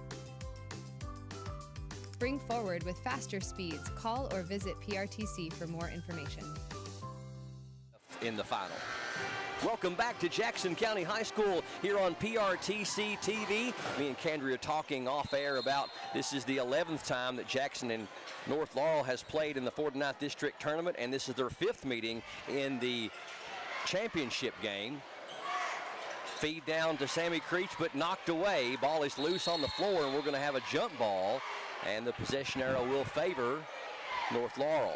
Yeah, about 8 years ago, the district actually, instead of doing a seed type tournament, they decided to do a draw. Yes. And Lady Luck would have it, we did draw North Laurel both times in that draw meeting. So they were trying to get away from the same teams, playing each other often, maybe just little flip of the coin there, but it ended up not being in the favor for pretty much no one, and they went back to the seed style district. If I'm not mistaken, that was the year Redbird and North played in the championship game. Yes, it was. Nicholson couldn't get the first one to go. She gets the second one to go, and she is having a whale of a third quarter. She's got all 10 of the points for North. Pass ahead to Gilbert. They beat the 10-second count. Larkin Vaughn to a trailing Creech. Had a three, didn't take it. Now to Gilbert. Jackson County has gone the first 3.5 minutes without scoring. Nice save there by Ainsley Nichols from her backside. Vaughn feeds down to Gilbert. Gilbert trying to get it over to Jackson, but Combs saw it coming. Down to Nicholson with the left hand. Brooke Nicholson. Wow. She's got 12 in the quarter. And 23 now for the game, and we're going to have a foul on North.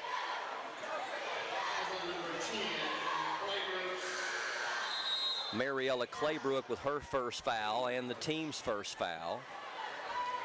Vaughn checks out. Barry checks in for Jackson County. And Brooke Nicholson is on her own 12-0 run here in the third quarter through the first 4+ minutes. Barry gives it to Gilbert. Now in the corner, Nichols has a good look at a three, but shoots it too hard. It's an air ball. Nicholson, nice outlet down to Combs, unselfish, up and won't fall. An extra pass they didn't need. Barry has it stolen from behind by Combs.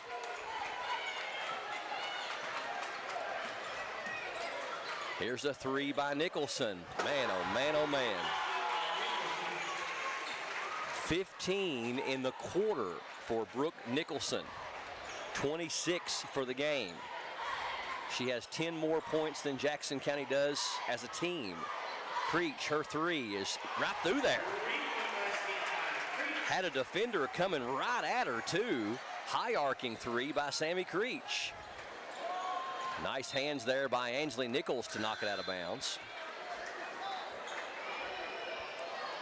15 points in the quarter for Brooke Nicholson.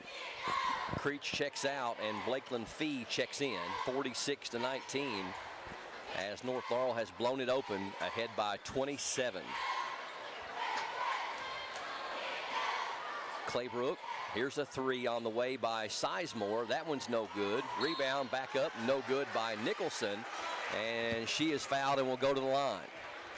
Man, Brooke Nicholson, I mean, she's just power. She was on the outside behind the three-point line before that ball went up. Just a good, nose and good intuition for the basketball. Was able to go right to the rim, establish herself, go straight up, grab that rebound, and then right back up. She was fouled before the put in. Well, the only thing she hasn't done well tonight is shoot free throws. She is 1 of 4. Second one good. Give her 27. 47-19. Barry picks up her dribble, looking for help. Pass tipped by Claybrook, but Bowman gets it back, and then Claybrook blocks her shot.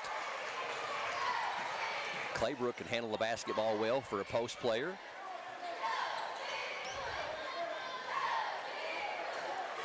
.220 left here in a third quarter that has belonged to Brooke Nicholson. She has all the points for North and has 3 more. I don't know that we've seen a more impressive quarter of basketball by anybody than what we've seen here by Brooke Nicholson. Blakeland Fee passes it out to Ainsley Nichols. Down to Gilbert. Gilbert, good feed down to Fee, but it's stolen from behind by Combs.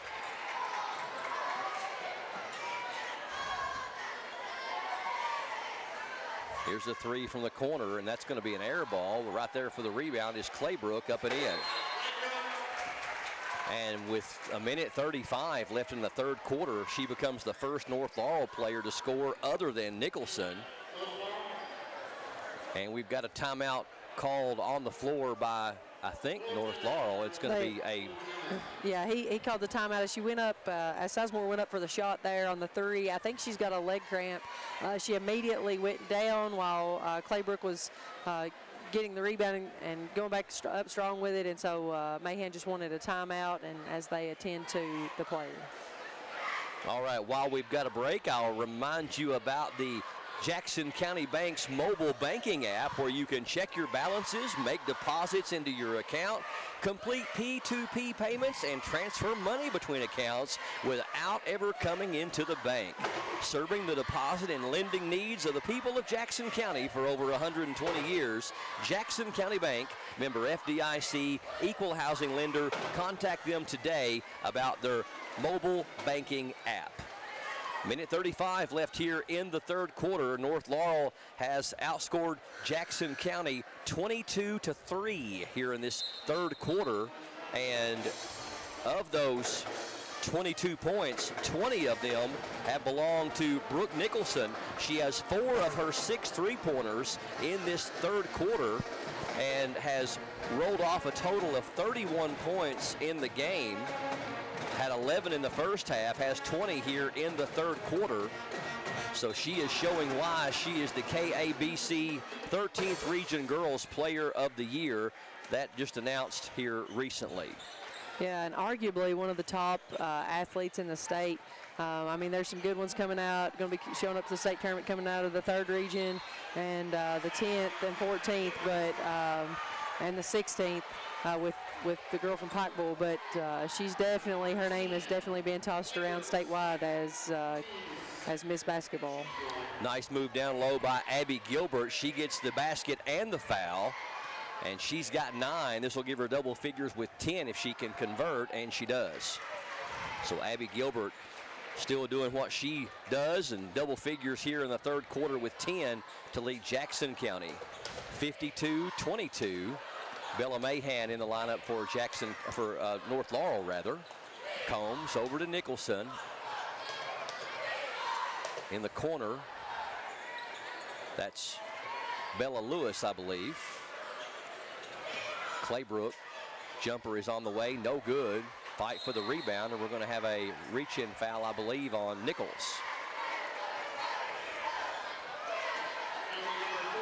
Nichols picks up her 3rd and the team's 4th, so no free throws here, but the next one will create free throws for North if it's not player control.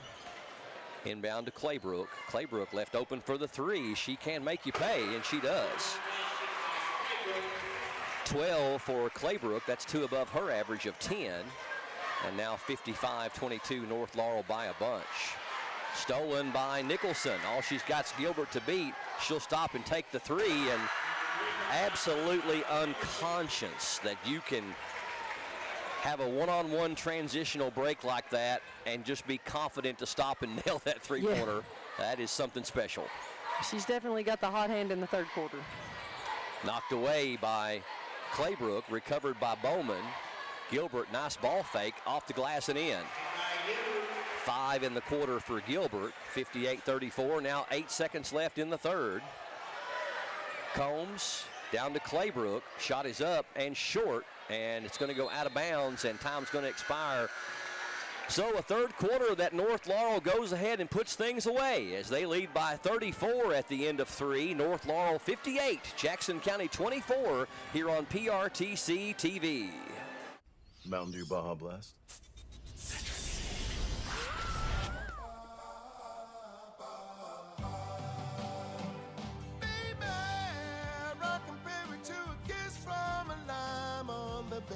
Ooh, the moment I think I've been strange on the sea, yeah. My flippers can't hold Mountain Dew on a shade. A blast of tropical lime. Good looking seal. Madness! It gives you all the feels. You got the feeling. They are feeling it. You ready to dance? You don't know. Whoa. Can you believe this? What did you do to me? Ice in the veins. A prayer at the buzzer. And it's gone. They're going crazy.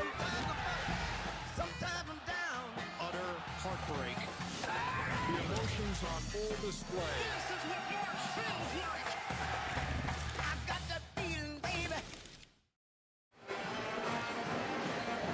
Behind an unbelievable third quarter of play by number 21, Brooke Nicholson, with 22 points of her 33 for the game. North Laurel outscores Jackson County 28-8 in that third period to blow it open to a 34-point lead, 58-24. Only 8 minutes of action left as North is going to cruise to their 8th straight district title. Nicholson with the steal from behind, and she picks up right where she left off. She's got 35. Yeah, Brooke Nicholson, the night she's had, she's shooting, well, I lost it. I had it there. Sorry, she's shooting 50% from the free throw line, 54% from field goal. She is 7 for 11 on three-pointers. Unbelievable. She's better from the three-point line than she is from the two. From the free throw line. From the free throw line, yeah. 60-24. Barry almost had Claybrook tied up, but she got it back from her. Combs back to Claybrook on the baseline. North Laurel with some bad spacing on offense there for a moment. Now they've reset it. Claybrook from 15 is short. Gilbert with the rebound.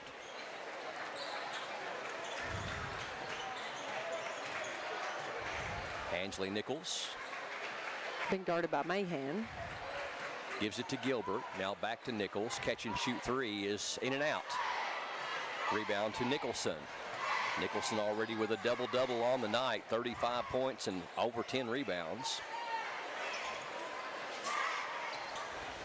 Combs in the paint. In the corner. Nicholson for three more. That one's short. Claybrook with the rebound. Back up, no good. And Angeli Nichols with the rebound. Gilbert ahead to Barry, trying to get it to Fee down low, but that's just how long Mariella Claybrook is. She can come out of nowhere really quickly and swat it away. Yeah, like I said, the length is trouble for a whole lot of teams of North Laurel, and it proves why they're number 7 in the state. You know, they've got a lot of height, they've got a lot of quickness, and they've shot the ball a lot, really, really well in the second half, showing us what they can, what kind of numbers they can put up on a given night. So Nicholson and Claybrook's nights are done as they come out for the final time. 35 for Nicholson and 12 for Claybrook. 60-24, and will be a running clock here as North is up by 36. So this time will whittle away rather quickly. Abby Hubbard with it for North. Hubbard has it knocked away. Good defense down there by Barry. Barry hands it off to Gilbert, who is also on her knees. You got two players left the floor at one time and somehow able to retain possession. So good hustle by the Lady Generals. Gilbert over to Nichols. Fee trying to get it to Gilbert, and we've got a foul on North Laurel. Gilbert with 12 points to lead Jackson County, 6 from Sammy Creech.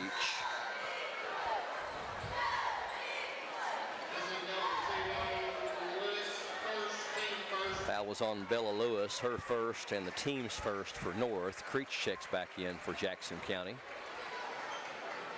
replacing Fee.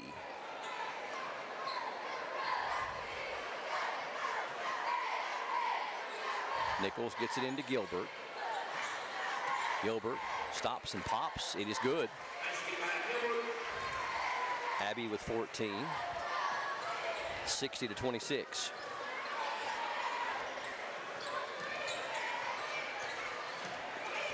Mahan. Lewis had the three, doesn't take it. Very small lineup out there for North with the exception of number 45, Hubbard. Here's a three from the wing. That one's no good. Way to keep it alive there by North to get the offensive possession. Mahan with a nice move, has her shot blocked. Three is on the way, it's no good, and Abby Gilbert with another rebound. Has she got 10 rebounds yet? Good question. I'm looking now. Barry's jumper is good. Nice baseline move there by Bailey Barry. She's got 6. No, she doesn't have. She's got 5 for the game. Only 5, okay. Felt like more than that. Larkin Vaughn set to check in next dead ball for Coach Tyree.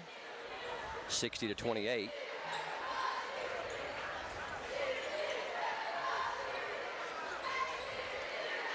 There's a 3 from the right side. That one's good. It's by number 1. Paisley Kilburn, her first points of the night. She's only a freshman. Gilbert over to Barry for a 3. That one's no good. Rebound to Hubbard for North Laurel, number 45.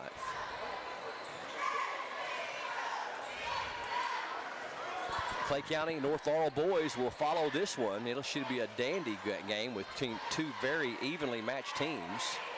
Bailey Barry doesn't have numbers, does not care, and she's going to be called for the charge. She was a determined young lady when she got that steal, or picked up that ball.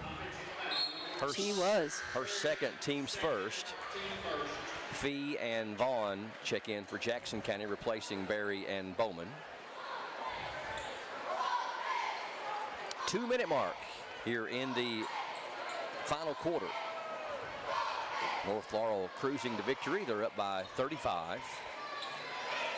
Mahan to Hubbard in the corner. Here's another 3 on the way. That one's good. That was Eden Begley with the triple. And Sammy Creech trying to get it to Fee, but she was not where she thought she would be.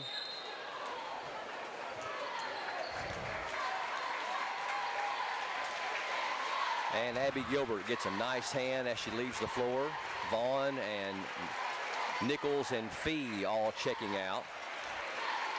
And we've got Kara Harris, Sadie Turner checking in. Also Hannah Jackson out there.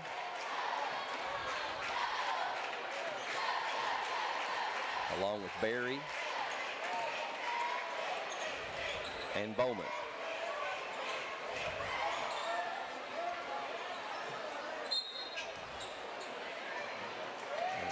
Saying that, stepped on the sideline maybe? I guess so. Didn't look like she was that close to it, but maybe she was. 66-28. Bailey Barry runs off and leaves the ball. Now we're going to have a jump ball, and the possession arrow favors Jackson County, so we'll keep it on that end. Running clock, under 30 seconds to go.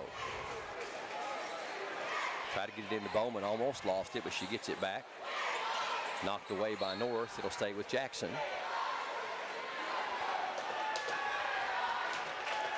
Gym really filling up. We've got a really good crowd here tonight at Jackson County High School.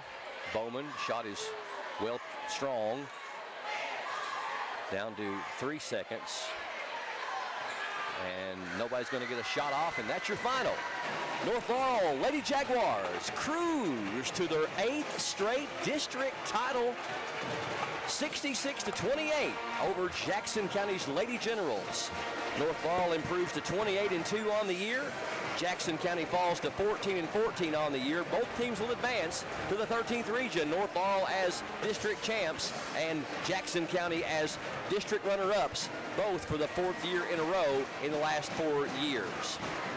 We'll come back and wrap it up with our individual and team stats. We'll also name our PRTC TV player of the game. Stay tuned. All that and more coming up next on PRTC TV.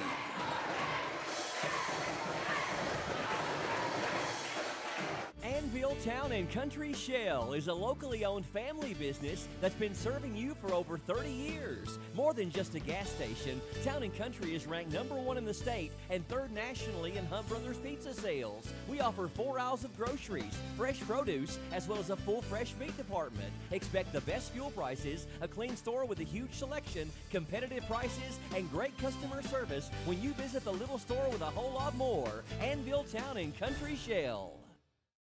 There's so many great things about life in gig country, and PRTC is proud to be one more. a local internet provider with all the speed and reliability your family needs, backed by hometown service and support.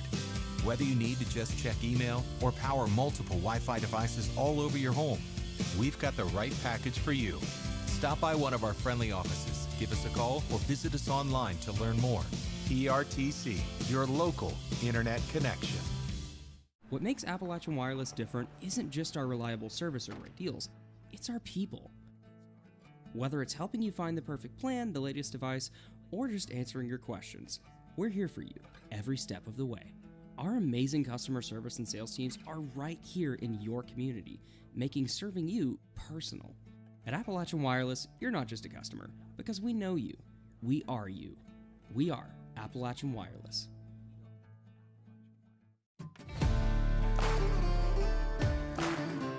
Praxel isn't just about building infrastructure, we're about building community. This is our home, and we take pride in supporting the people and businesses around us. Whether it's powering neighborhoods, lending a hand in times of need, or creating jobs right here where we live, we're not just present, we're invested. Because at Praxel, community comes first.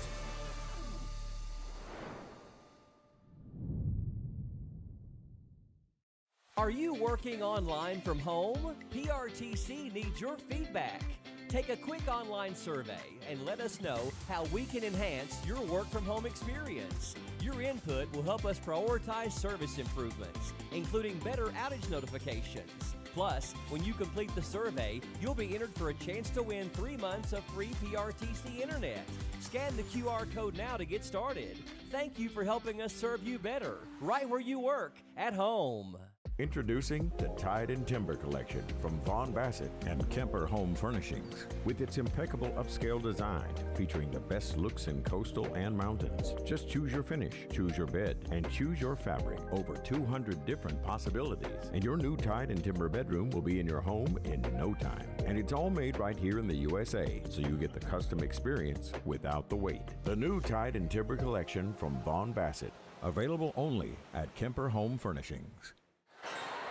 Welcome back to PRTC TV. It is a final. The North Laurel Lady Jaguars, in a big way, win their 8th straight district title here in the 49th, 66-28, a 38-point win for the North Laurel Lady Jaguars. And not only does have the streak continue of the 8th straight district title, but they've also extend their winning streak for overall 49th district games to 54 games, dating back to 2018, 7 seasons ago. They haven't lost a game at all in the 49th district regular season or tournament action. Let's get a rundown on our final stats, both team and individual. Here's Candria Bingham. All right, first up for the Jackson County Lady Generals in team stats. Field goal percentage for the night was 11 of 26, 42%. 6 team assists and 13 team rebounds for the Lady Generals. Individual scoring, they were led in scoring by senior Abby Gilbert with 14 points, followed closely by Bailey Berry, who had 2 field goals and was chasing waterfalls on 2 free throws for a total of 6 points. Sammy Creech with 6 points and Riley Bowman with 2 points. And for the North Laurel Lady Jaguars, their team field goal percentage was 26 of 58 for 45%. Free throws were 3 of 6 for 50%. I'm sure that's something Coach Mahan would like to improve on going into the region, is that free throw percentage. 17 team assists and 31. Yep, 31. Nope, lies. 30 team rebounds. Sorry, my math went mathing. 30 team rebounds for the team. And then they were led in scoring by Brooke Nicholson. She had 35 points, 11 rebounds, 4 assists, and 3 steals for the game. So nice round figures all for Nicholson. Claybrook had 12 points. Sizemore had 5 points. Combs had 2 points. Emma Carl had 4 points. Kilburn had 3 points. Lewis had 2 points, and Begley had 3 points. What'd you have them again on field goals and threes for North Laurel? Field goals was 45%. That was 26 of 58. 3-pointers were 11 of 27 for 41%. Wow. put up 58 shots in the game to Jackson County's 26. North Laurel made as many field goals as Jackson County attempted, and to sink 11 threes. And Jackson County, I had them down with 3 threes. How many did they actually take in the game? We had 1 from Abby Gilbert and 2 from Sammy Creech in the game. They were 3 of 14. 3 of 14. Yeah. So a dominating performance by the North Laurel Lady Jaguars as they improved to 28-2. They will represent the 49th District next week in the 13th Regional Tournament as district champions, and the Jackson County Lady Generals fall to 14-14 on the season, and they'll represent the 49th as runner-ups in the 13th Region Tournament next week. Stay tuned. We've still got boys action to come in about 20 minutes. We're going to take a quick break and talk to one of our co-sponsors up next, and that's going to be Praxel Line Services here on PRTC TV. Journey fans in McKee, Kentucky. The concert event you don't want to miss. Resurrection, the nation's premier Journey tribute band, live August 29th at the Jackson County Fair. Part of their 2025 Majestic Tour. Feel the energy. Journey the way you remember it. All the Journey hits you know and love. Don't miss out.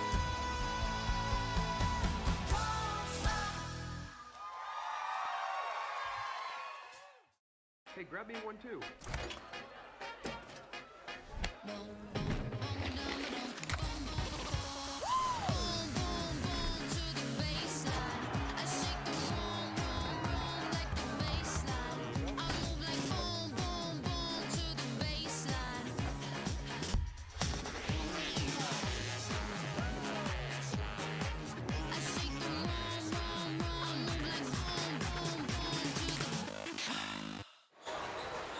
We are between crowning 2 district champions here from Jackson County High School on PRTC TV. First one handily goes to the North Laurel Lady Jaguars, 66-28. We got a very evenly matched game for you here coming up between the number 1 seed North Laurel Jaguars and the Clay County Tigers here in just a minute. But we want to stop and have a chance to talk to one of our co-sponsors for the broadcast tonight, and that is Praxel Line Services. And with me is my good friend Josh Lakes. And Josh, this was a company that's not that old, started by Dylan Carpenter how many years ago now? 4 years. 4 years ago, and he really has come on strong. Talk to us about Praxel and what they do and what they're all about as line service company. Okay, at Praxel, we are a storm chasing company.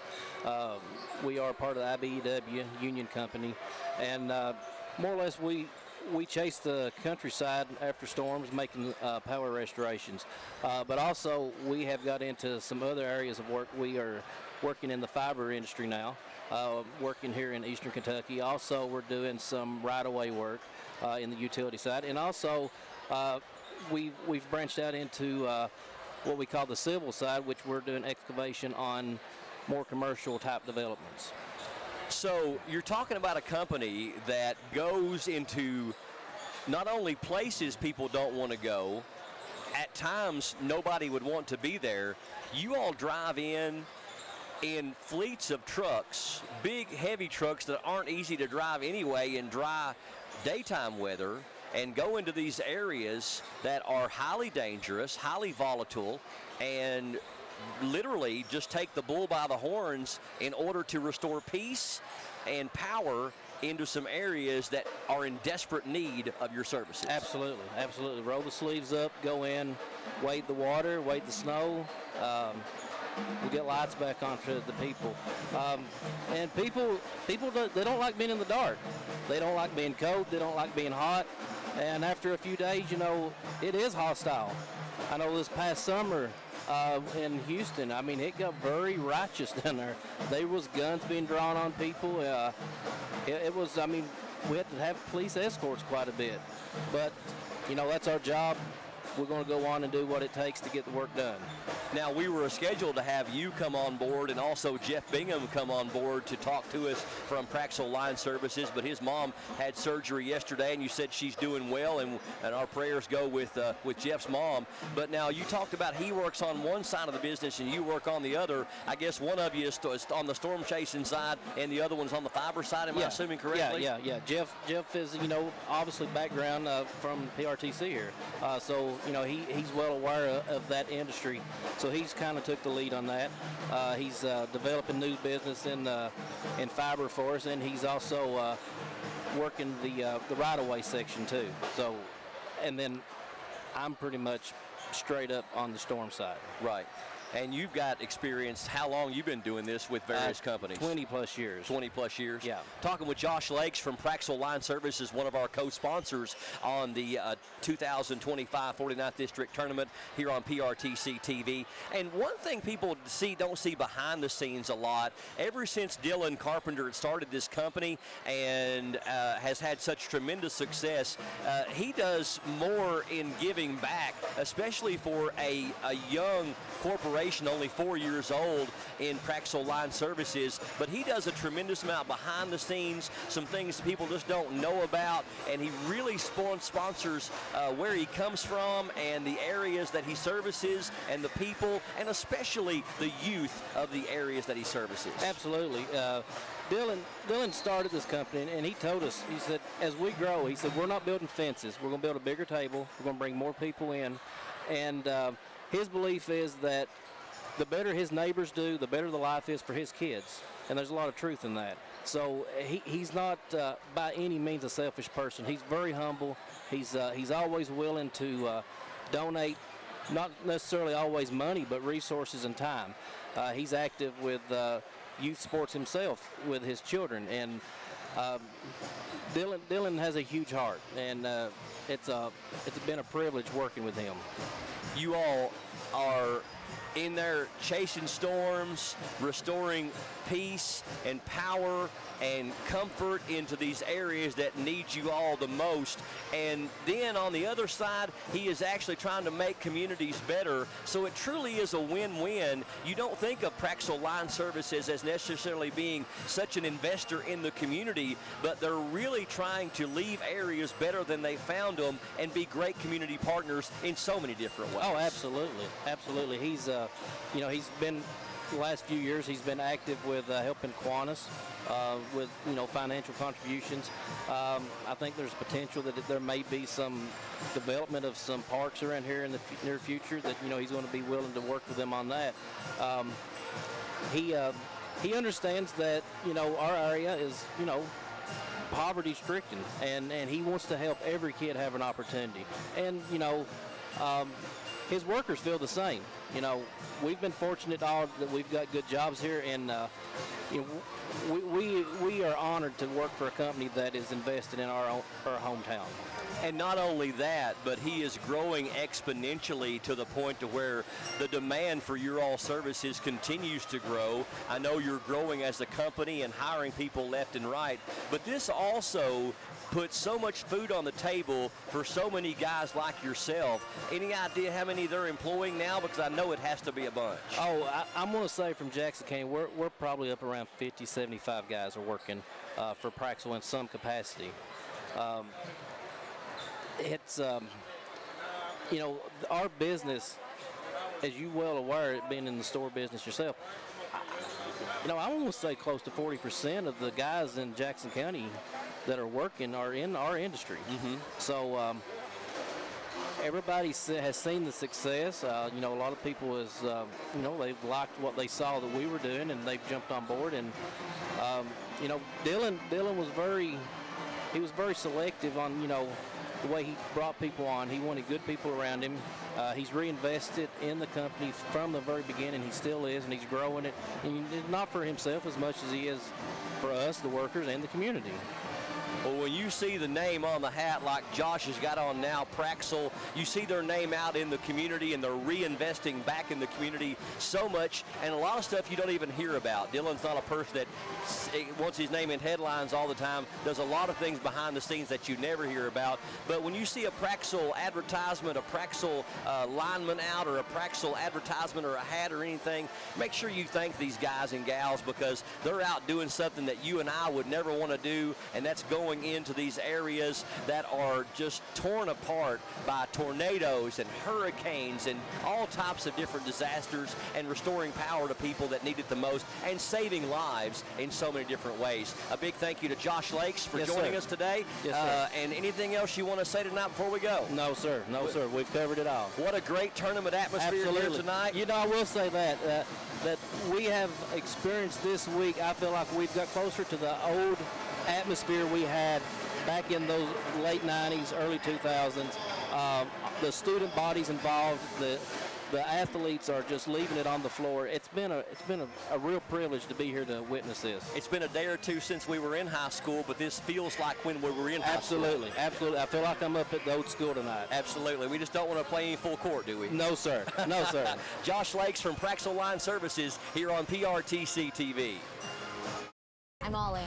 Elite chefs bet their own money in a high-stakes game of culinary poker. You will create dishes based on the cards that you're dealt. Cannot taste your food. Are you serious? Cook without a knife. Big stakes, wild twists, and epic kitchen throwdowns.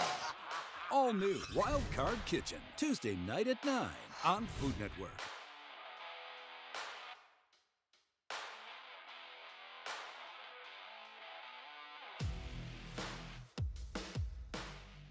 Anvil Town and Country Shell is a locally owned family business that's been serving you for over 30 years. More than just a gas station, Town and Country is ranked #1 in the state and 3rd nationally in Hunt Brothers pizza sales. We offer 4 aisles of groceries, fresh produce, as well as a full fresh meat department. Expect the best fuel prices, a clean store with a huge selection, competitive prices, and great customer service when you visit the little store with a whole lot more. Anvil Town and Country Shell.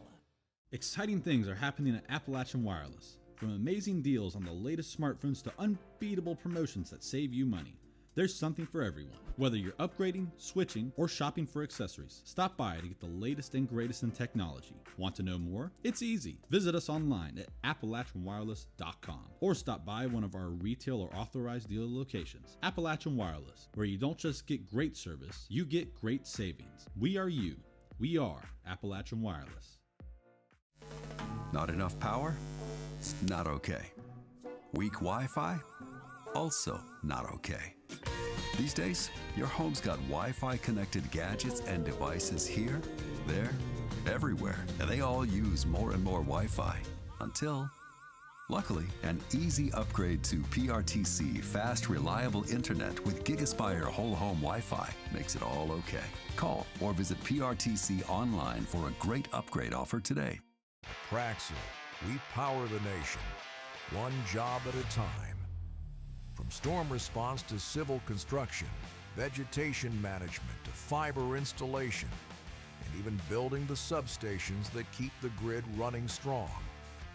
Our crews are in the field, working coast to coast, delivering the expertise and manpower to keep communities connected. When the job needs to get done, we deliver.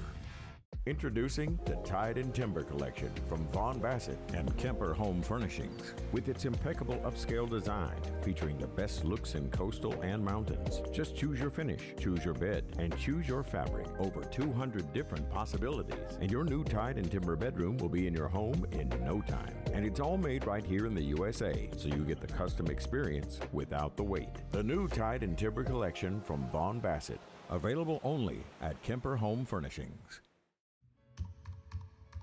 Most of us are in touch with the internet in one way or another all day long. A fast, secure connection matters. It keeps us entertained, informed, in touch.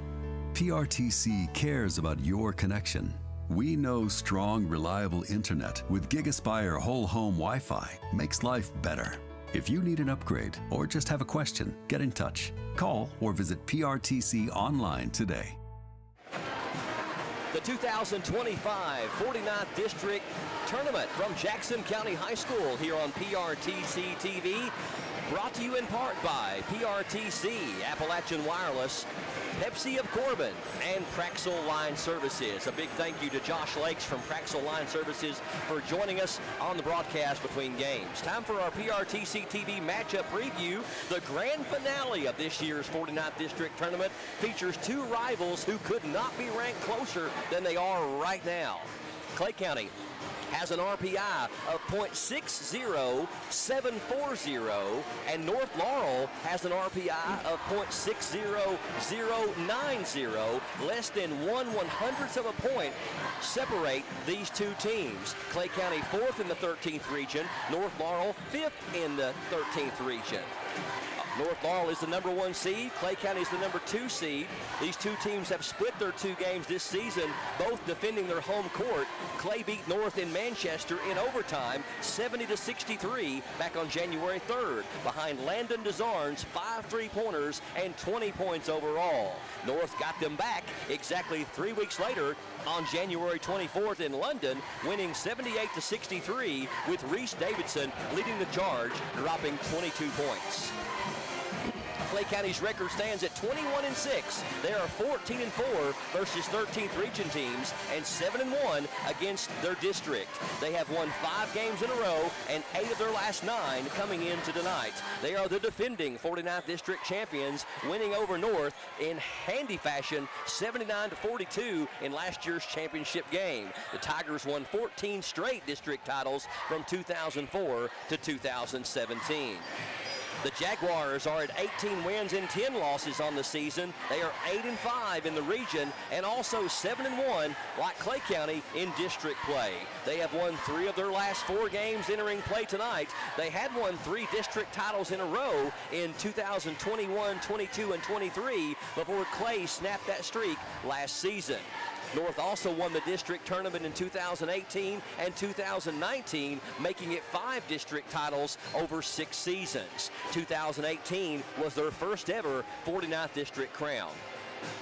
As we've noted before here on PRTC TV, Clay County might be the most balanced scoring team in all of the 13th region, with nearly all of their starting 5 averaging double figures. You truly never know who could get hot for the Tigers on any given night. Sophomore forward Aiden Grubb, the PRTC TV player of the game against OBI a couple nights ago, is the top scorer at 11.8 points per game, as well as the leading rebounder at nearly 10 per contest. Sophomore post player Aiden Baby Bear Wagers is right behind him at 11.7 points per game and is also the second leading rebounder with 7 per contest. 3 senior guards round out the starting 5 with Jared Roark at 10.6, Ethan Jackson at 10.3, and sharpshooter Landon DeZarn with 9.7. DeZarn leads the Tigers with 63 pointers and has hit nearly 50% of those of very high accuracy. Reese Davidson, a junior big man for North, averages a double-double to lead the Jags. He gets 21 points and 10 rebounds an outing. Another junior that can be trouble from the three-point line, Jordan Rawlings, gets 10 points per game and has sunk 73 three-point shots to pace North. Sophomore R.J. Noble, a very smart player, third on the team with 8.5 per game and is the best overall shooter, making nearly 65% of his shots. The lone senior on Coach Valentine's team is the 4th leading scorer, guard Cole Jervis, at 7.6 per game. He'll handle the point a lot along with Elza. Jervis is also the best free throw shooter at 79%. Clay is coached by Michael Jones. He is 45-15 in his 2 seasons leading them. He is 3-2 coaching against North Laurel and has only played North once in the 49th district tournament, winning last year at OBI. Nate Valentine is the head coach of North Laurel, and he is 35-56 in 6 seasons. He has faced Clay County 15 times thus far. He has won 9 and lost 6, winning 8 in a row from 2021 to 2024, but losing 3 of his last 4 matchups, which have been all against Coach Michael Jones. The team stats for both teams reveal that Clay plays a bit higher tempo as they average 69 points per game to North's 63.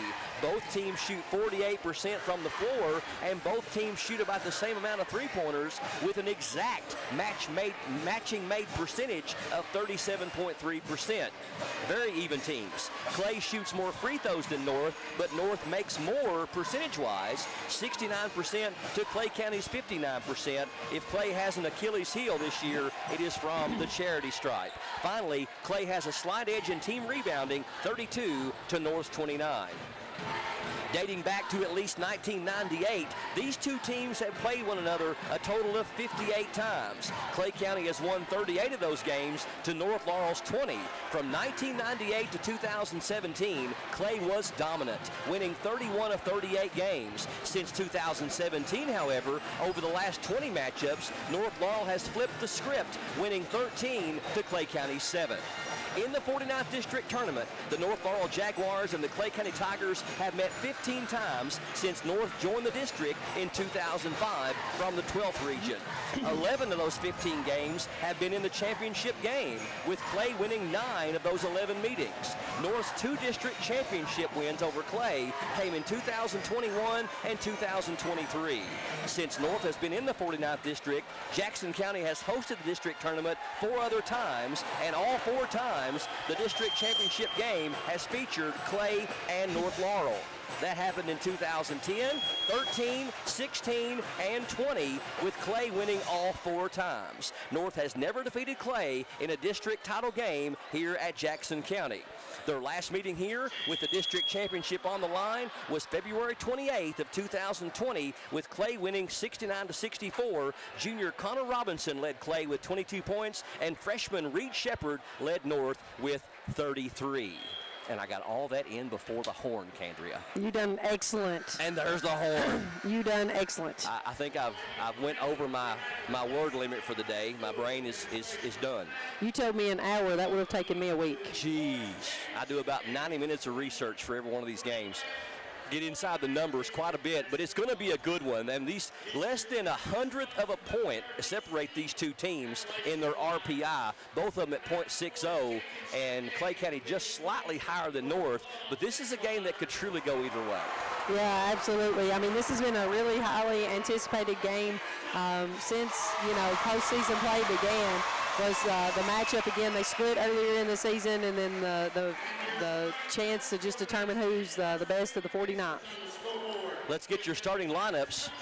First of all, for the visitors on the scoreboard, the Clay County Tigers under head coach Michael Jones, 21-6 on the year.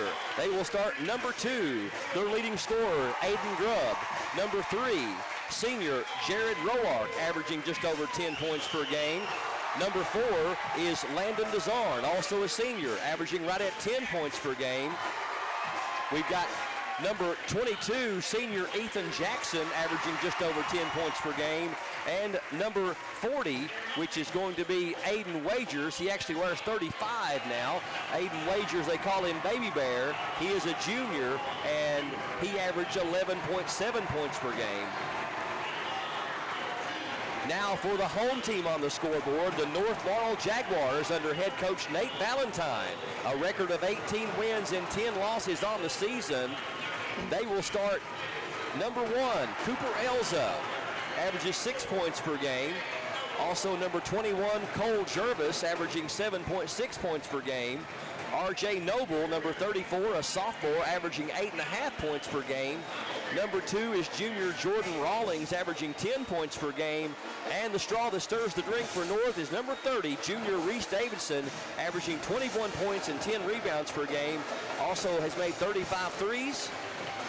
So North Laurel will start 1 senior, 2 juniors, and 2 sophomores, with Clay County starting 3 seniors, a junior, and a sophomore. We've got near a capacity crowd in Jackson County High School. Yes, I'm not sure what the capacity is in this gymnasium, but there's not a whole lot of room left. So it is going to be a dandy. We appreciate you joining us here on PRTC TV. North Laurel gets the tip. Feed down. Shot is up by Noble. It's no good, and Wagers pulls off the rebound for the Tigers. Jared Roark runs the point. North Laurel is in man-to-man to open up defensively. Over to Jackson. Rawlings on him. Baby Bear for a 3. That's good. Aiden Wagers nails the 3. Got a very soft touch, and what I hear, he is a heck of a football player too, as you could probably tell from his build. He is. I heard a lot of talk about him from Coach Sizemore a little bit earlier in the season. just kind of a powerhouse of a kid, and he's got his work cut out for him tonight on the inside presence of North Laurel. Rawlings, a really good three-point shooter, can't get that one to go. He's sunk 73 of them this year. Clay County with the rebound, and we go the other way with the Tigers. There's another excellent three-point shooter, Desard. He shoots rainbows. Wagers wants 3 more. That one's off to the right, and the rebound to Elza. Elza into front court. Clay County likes to double team, and they're playing a 2-3 zone and doing some trapping out of it. Davidson at the top to Noble. Noble, the southpaw, shoots 65% from the floor to lead the Jaguars in field goal percentage.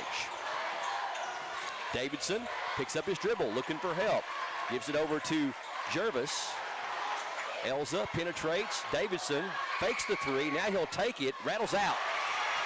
Rebound to Aiden Grubb. Aiden almost threw it away. I think he was trying to get it to Wagers and didn't see Noble there. But Roark picks it up. Roark trying to post up, and ball goes off his hands out of bounds. It'll go back to North. We played just over 2 minutes. North starting the game just a little bit cold. You know, taking several shots at the basket and haven't come up with a basket yet. Elza on the point. Number 1, Davidson to Noble. Right side it goes to Jervis. Jervis, the lone senior on the team. Good pass with the left hand down low for Noble. Shot is up and blocked by Aiden Grubb. Roark through the paint. Shot is up and in. That's his game. He really never got going against OBI, but that is his game, is to penetrate in the paint and hit those little mid-range jumpers and floaters. 5-0 Clay County. We've played almost 3 minutes. Rawlings. One-handed pass to Noble. Now over to Jervis. Down low, they find Elza. Now to Noble. Out to Rawlings. 15-footer from Jordan is good. Gets North on the board. Took them over 3 minutes to get their first points. 5-2, Tigers over the Jaguars. Grubb with it out top. Now to Jackson. Zarn trying to post up Jervis. Jackson. Bounce pass is going to be kicked by Noble, and we'll reset. Great student sections. Got both bands here tonight. Cheerleaders on both sides, and like Josh Lake said in the Praxel interview before the game, this is old school tournament atmosphere here at Jackson County High School. Roark from 15. That one's too strong. Rebound, though, to the Tigers. Down low for Wagers. Ball fake up and in. Aiden Wagers has 5 of his team's 7 here in the early going, and it's now 7-2 Clay County. Davidson, turnaround from 15 is good. Davidson missed about 11 games last year with an injury. He's been a force this year as a junior, the younger brother of Ryan Davidson and a first cousin to Reed Shepard. Jackson on the baseline. Jump pass over to Grubb. Grubb with the ball fake up and can't get it to fall. Davidson with the rebound. Elza penetrates, cut off. Out to Jervis. Jervis in the paint is going to be fouled by Desarn. First foul on either team. Actually, they're going to give it to Roark. You know, you were talking about Josh in the in-between game interview there about the traditional, rival game and just, high profile. I was talking to some past players a little bit earlier, and some of the people that set the cornerstones, and Melanie Bingham will tell you that nobody wants to beat Clay County any more than Jackson County, and now that North Laurel has entered our district, I would probably tell you that nobody wants to beat Clay County more than North Laurel. That's been a great rivalry. Grubb on the miss. But Aiden Wagers with the rebound, trying to take Davidson up and no good. Good defense down there by Reese. Reese had a bucket just a moment ago. That was his 3rd and 4th points with a nice basket down low. Here's a 3 from Rawlings. It's too strong, and up high for the rebound is Grubb. Grubb might be only about 6'2 or 6'3, but he is a leaper and averages almost 10 rebounds a game from the forward position. He just has a good nose for the basketball. I mean, he doesn't necessarily ball watch well, but when the shot goes up, he gets himself in a good position to be able to go in multiple directions after the ball. And a lot of that is really instinct. Yep. In the corner, Jackson looking down low for Grubb, and we're going to have a foul, and kind of a hard luck foul in a sense for Clay County, because I think it occurred right before the 3 was made. So if there was ever a good foul away from the ball, R.J. Noble just committed one, his first and the team's first. It nullifies the 3-pointer. Yeah, Noble just got tangled up down there on the big post up, and then just like you said, kind of tough luck for Grubb. Grubb down low, shot is up, no good, and he stepped on the end line. Yeah, Grubb was down there actually trying to post up Noble, and I think it was actually Jackson that nailed the 3. But Clay County comes up empty, and now 7-6 is your score. Clay County by 1. North Laurel with back-to-back buckets. It was 7-2 a moment ago. Davidson up high with the jumper. And you know, North Laurel goes as Reese Davidson goes, and if he's making that mid-range jumper, North Laurel's going to be in this game all night. 8-7. Jaguars pull ahead with a 6-0 run. Roark penetrates over to Grubb. Down low they find Wagers. Wagers is going to be tied up for a moment, but he gets out of it. Dezarin for a 3. That was good. Landon Dezarin with that quick release. And Clay County snaps that 6-0 North Laurel streak and pulls ahead by 2, 10-8. 90 seconds left here in the first quarter. Cam Anderson in there for North Laurel. Lob pass to Davidson. Reese Davidson with the exclamation point throwdown. And he's got 8. Got Grayson Hooker checking in for Clay County, averaging 6 points a game. He's made 53 pointers off the bench for Clay County. Interesting stat, he's took 10 free throws all year, and guess how many he's made? 10? Yes. Wow. He's a perfect 10 of 10 on free throws for the season. I know it's only 10, but geez. Yep. Backdoor cut by Wagers, tipped, but Wagers picks it up. Now he puts it up, no good. Blocked, I think, by Davidson, and a fight for the loose ball, and we're going to have a jump ball between Grubb and Davidson, and the possession arrow favors Clay County, so they'll get it back. 55 seconds left here in the first quarter, all tied up at 10. We appreciate you joining us here on PRTC TV, streaming live on this Thursday, February 27th on Facebook and YouTube. Down low, and we're going to have a nice tie-up. Good job by Jervis to force the turnover there. Actually, no, it's call a foul. Yep, Okay. they're calling for the reach. Well, I didn't get a good enough look at it, and I thought Jervis was actually celebrating, but I think he was upset. Yeah, he was a little upset on that one. So foul on Jervis instead. His first, team second. Inbound to Grubb. He gets up high with that jumper. Really hard to defend, too, when he utilizes his vertical jump and gets that release right at the apex. It's hard to defend. First bucket for Aiden. 12-10, Clay County pulls ahead. Here's a long 3 by Rawlings, and he got it. Yeah, he sunk 73 of them. That makes 74. So the old boys averaging over 3 3-pointers a game all year long, or right at 3, actually, right then. Roark, penetration. Shot is up, blocked, but he gets the ball back. 10 seconds left here in the first quarter. 13-12 North. Roark penetrates, loses his footing, and called for steps. So North Laurel with only 3.3 seconds to get off a shot here to close out a very entertaining first quarter of basketball.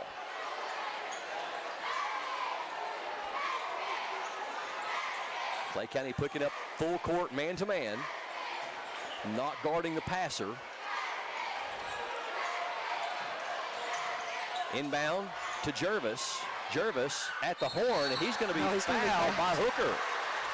So with no time left on the clock, we're going to get a foul on Grayson Hooker, his first, team second, and Jervis going to go to the line and shoot three. Cheerleaders are already on the floor. As they're trying to run them off. Yeah, they're like, hey, we ain't done yet. Well, in their defense, the cheerleaders are just told, you know. Right, they're just told to go. As soon as the quarter ends, we go out there. Now, back in your playing days, if you're shooting 3 free throws and you're the only player on the floor, does it make it better or worse? With a crowd this size, absolutely worse. You have nobody there for encouragement. You have nobody to look to. It's just you, the basketball, and the rim. Yep. Well, the senior shows an awful lot of poise here. He shoots 79% from there, and he makes the first 2. And looking for 3 in a row here, and makes 2 of 3. So at the end of the first quarter, it is North Laurel with the 3-point lead over Clay County, 15-12. We're coming back with the second quarter straight ahead. This is PRTC TV. All across this country, people took the Pepsi Challenge. In 1975, we challenged folks to put their taste buds to the test. And Pepsi won. Pepsi. Pepsi Cola. Pepsi. 50 years later, we're traveling across the country to challenge a new generation and celebrate winning taste along the way. We know that Pepsi Zero Sugar tastes better and is more refreshing than the other guy. So get ready for a new Pepsi Challenge in 2025, coming soon to a city near you. Ever since I can remember, all I've wanted to do is mine for gold. I come back here every year. I'm addicted to it.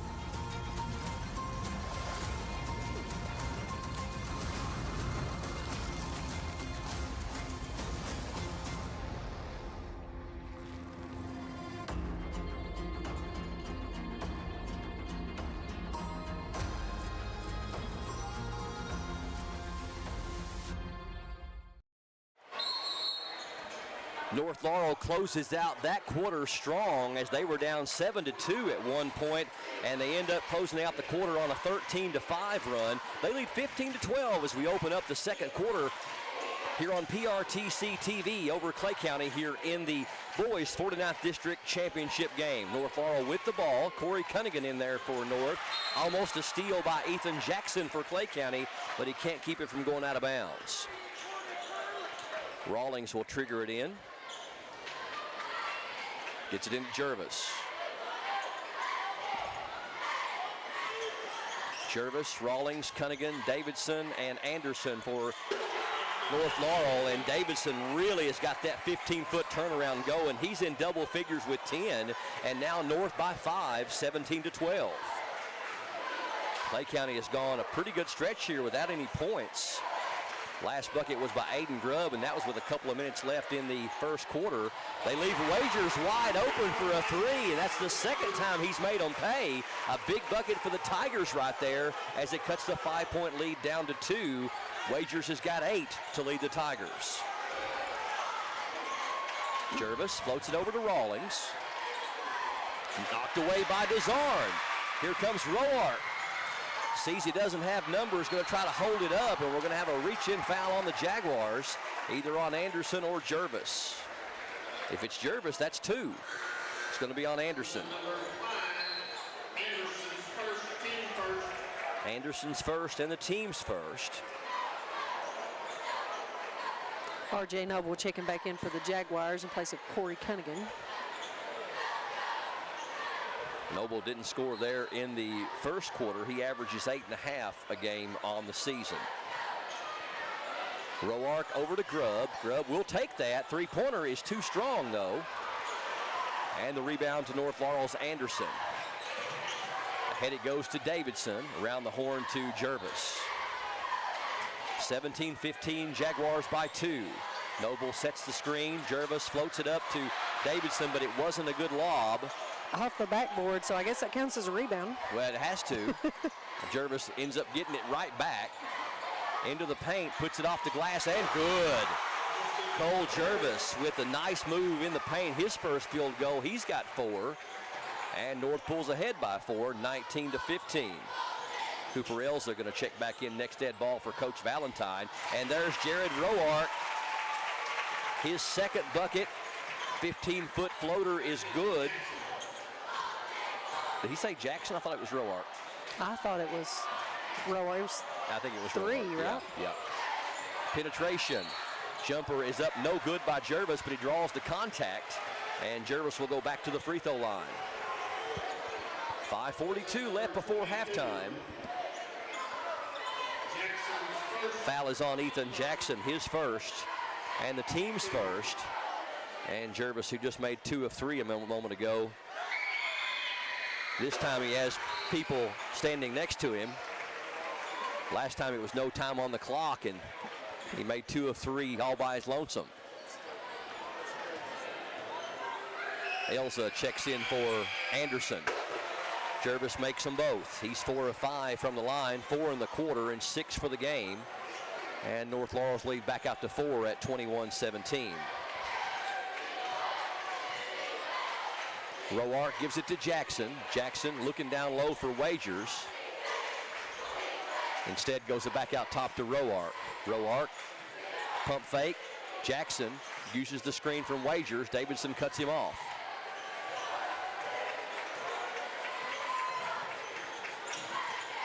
They find Grubb on the baseline. Up high for it, can't get it to go. Good defense down there by Noble for Clay County, North Laurel rather. Yeah, that was a good anticipation defense. I mean, they're playing a man-to-man. I've been studying Clay County's defense for about 3 minutes here, and I still haven't figured out. It looks like man, but it's almost like a diamond in one without actually chasing, just leaving Grubb home, just as a helper. Reese Davidson called for traveling on that move, and it's the 32nd timeout. We'll keep it right here. And while we are here, a reminder that you can make your life easier with the mobile banking app from Jackson County Bank. You can do all these things without ever coming into one of our branch offices in Annville, McKee, or St. Gap. Check your balances, transfer money between accounts, make deposits into your account, and complete P2P payments from wherever you've got a connection with your mobile banking app on your cell phone or other device. Jackson County Bank, serving the deposit and lending needs of the people of Jackson County for over 120 years. Member FDIC, equal housing lender, Jackson County Bank. 21-17, North Laurel by 4 with 4:56 left in the first half. We mentioned a near capacity crowd here at Jackson County High School.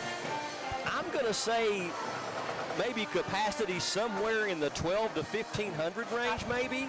I think you're right. I think when I first started here, they told me that after that corner was taken out, 1,100. So somewhere around 11 to 1,200 people. I think there's 1,000 people here. Yep.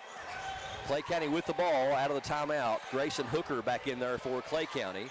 Gives it to Jackson. Jackson posting up Grubb down low. Puts the shot off the glass, and it won't fall. But we got a North Laurel foul, and Grubb will go to the free throw line.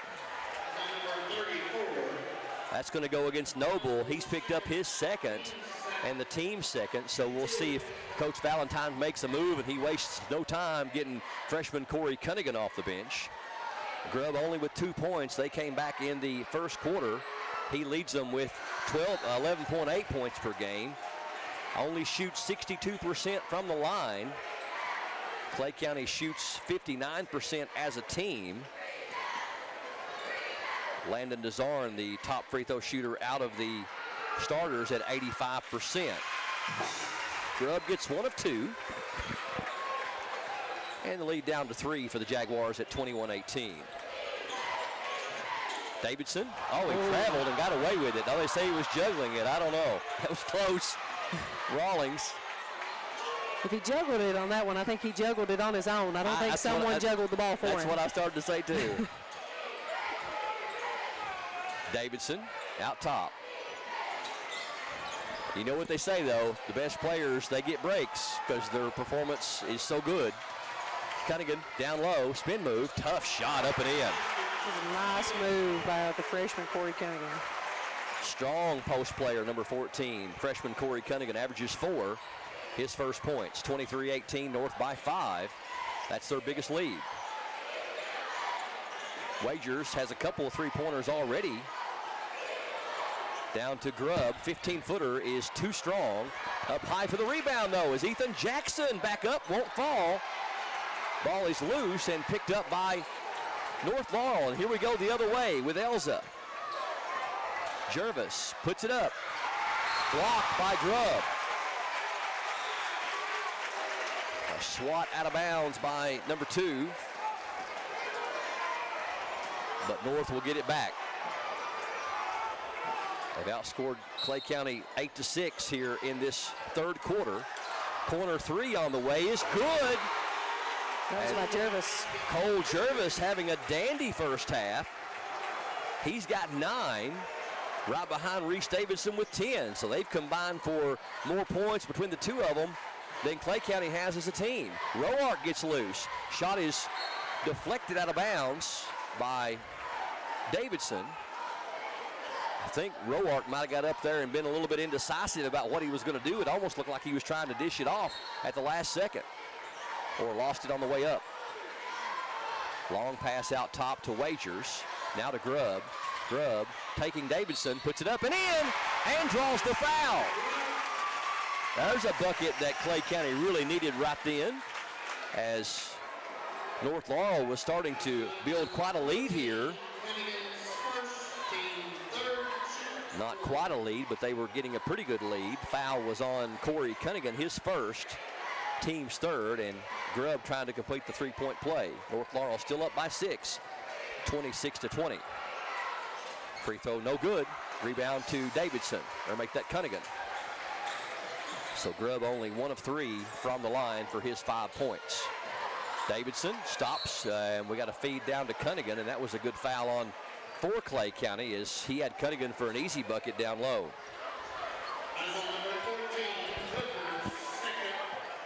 I said fouls on number 13, actually 14.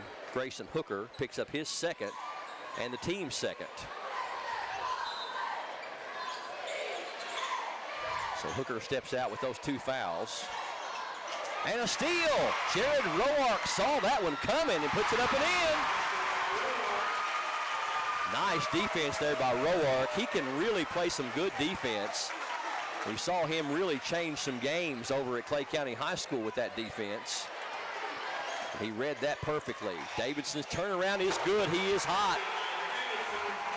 That's the 6th bucket for him, and other than the alley-oop dunk, I think 5 of his buckets have been just like that with the mid-range turnaround jump shot. Back out to a 6-point lead. Roark wants a 15-footer. That one's no good.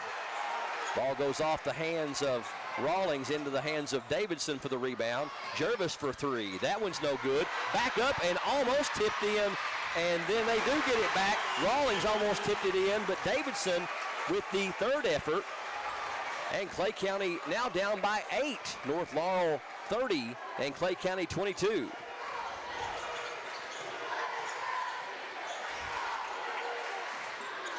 Wagers, Cunningham on him. Jackson wants a 3. That one's good. It was a nice screen by Beatty there to give him just enough room and daylight to get his feet set and knock down the 3. Jackson, a really good shooter. That's his first points of the night. Elza gives it off to Jervis. Now back to Cooper Elza. Now to Davidson. Feed it down to Rawlings. His turnaround is an air ball. Jackson saves it in nicely to Roark.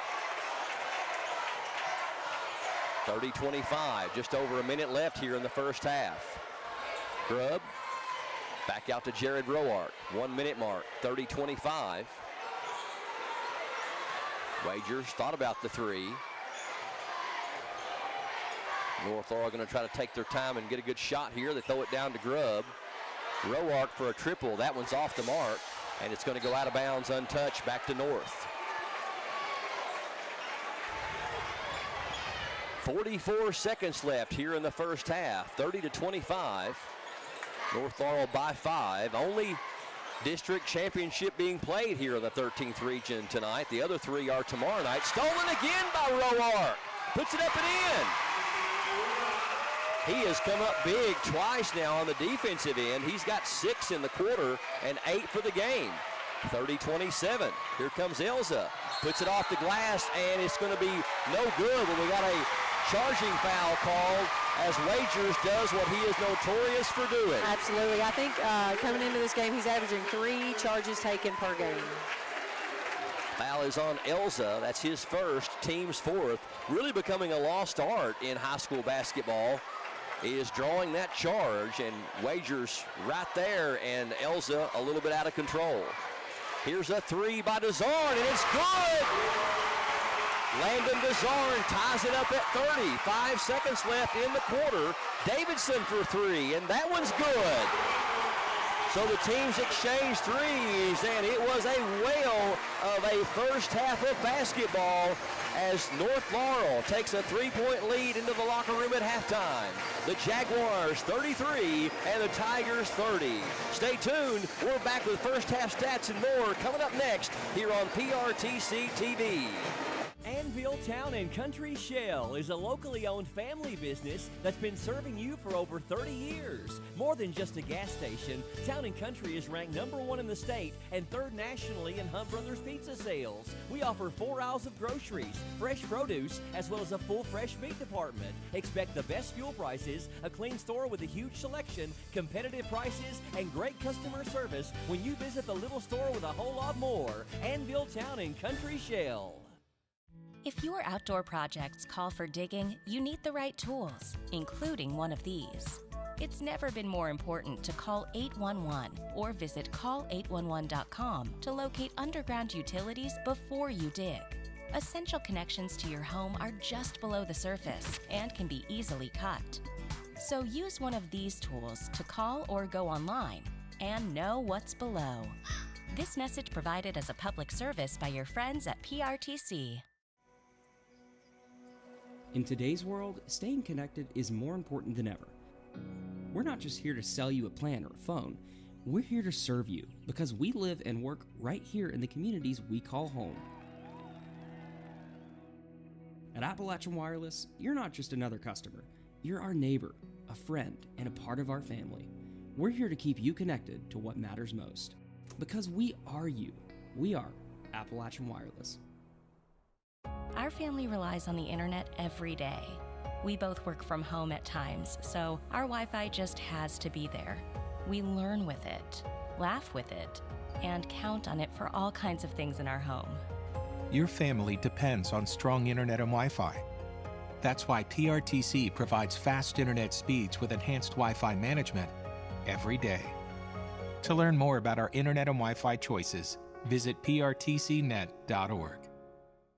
Introducing the Tide and Timber Collection from Vaughn Bassett and Kemper Home Furnishings. With its impeccable upscale design, featuring the best looks in coastal and mountains. Just choose your finish, choose your bed, and choose your fabric. Over 200 different possibilities. And your new Tide and Timber bedroom will be in your home in no time. And it's all made right here in the USA, so you get the custom experience without the wait. The new Tide and Timber Collection from Vaughn Bassett. Available only at Kemper Home Furnishings.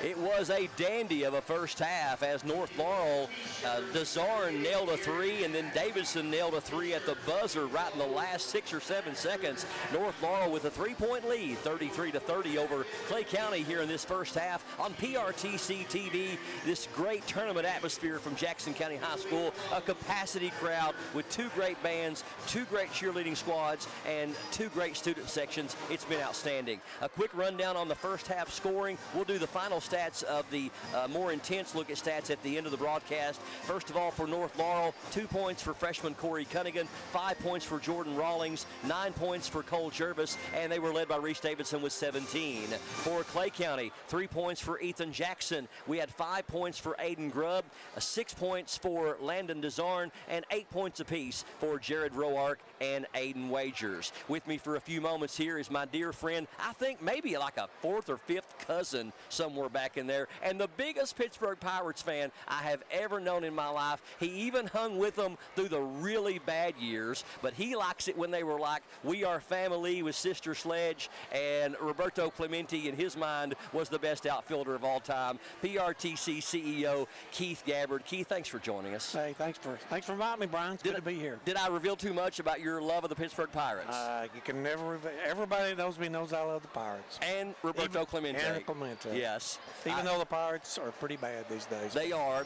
But you remember when it was Willie Stargell and Dave Parker, and they had some great teams back in the 60s and 70s. They did.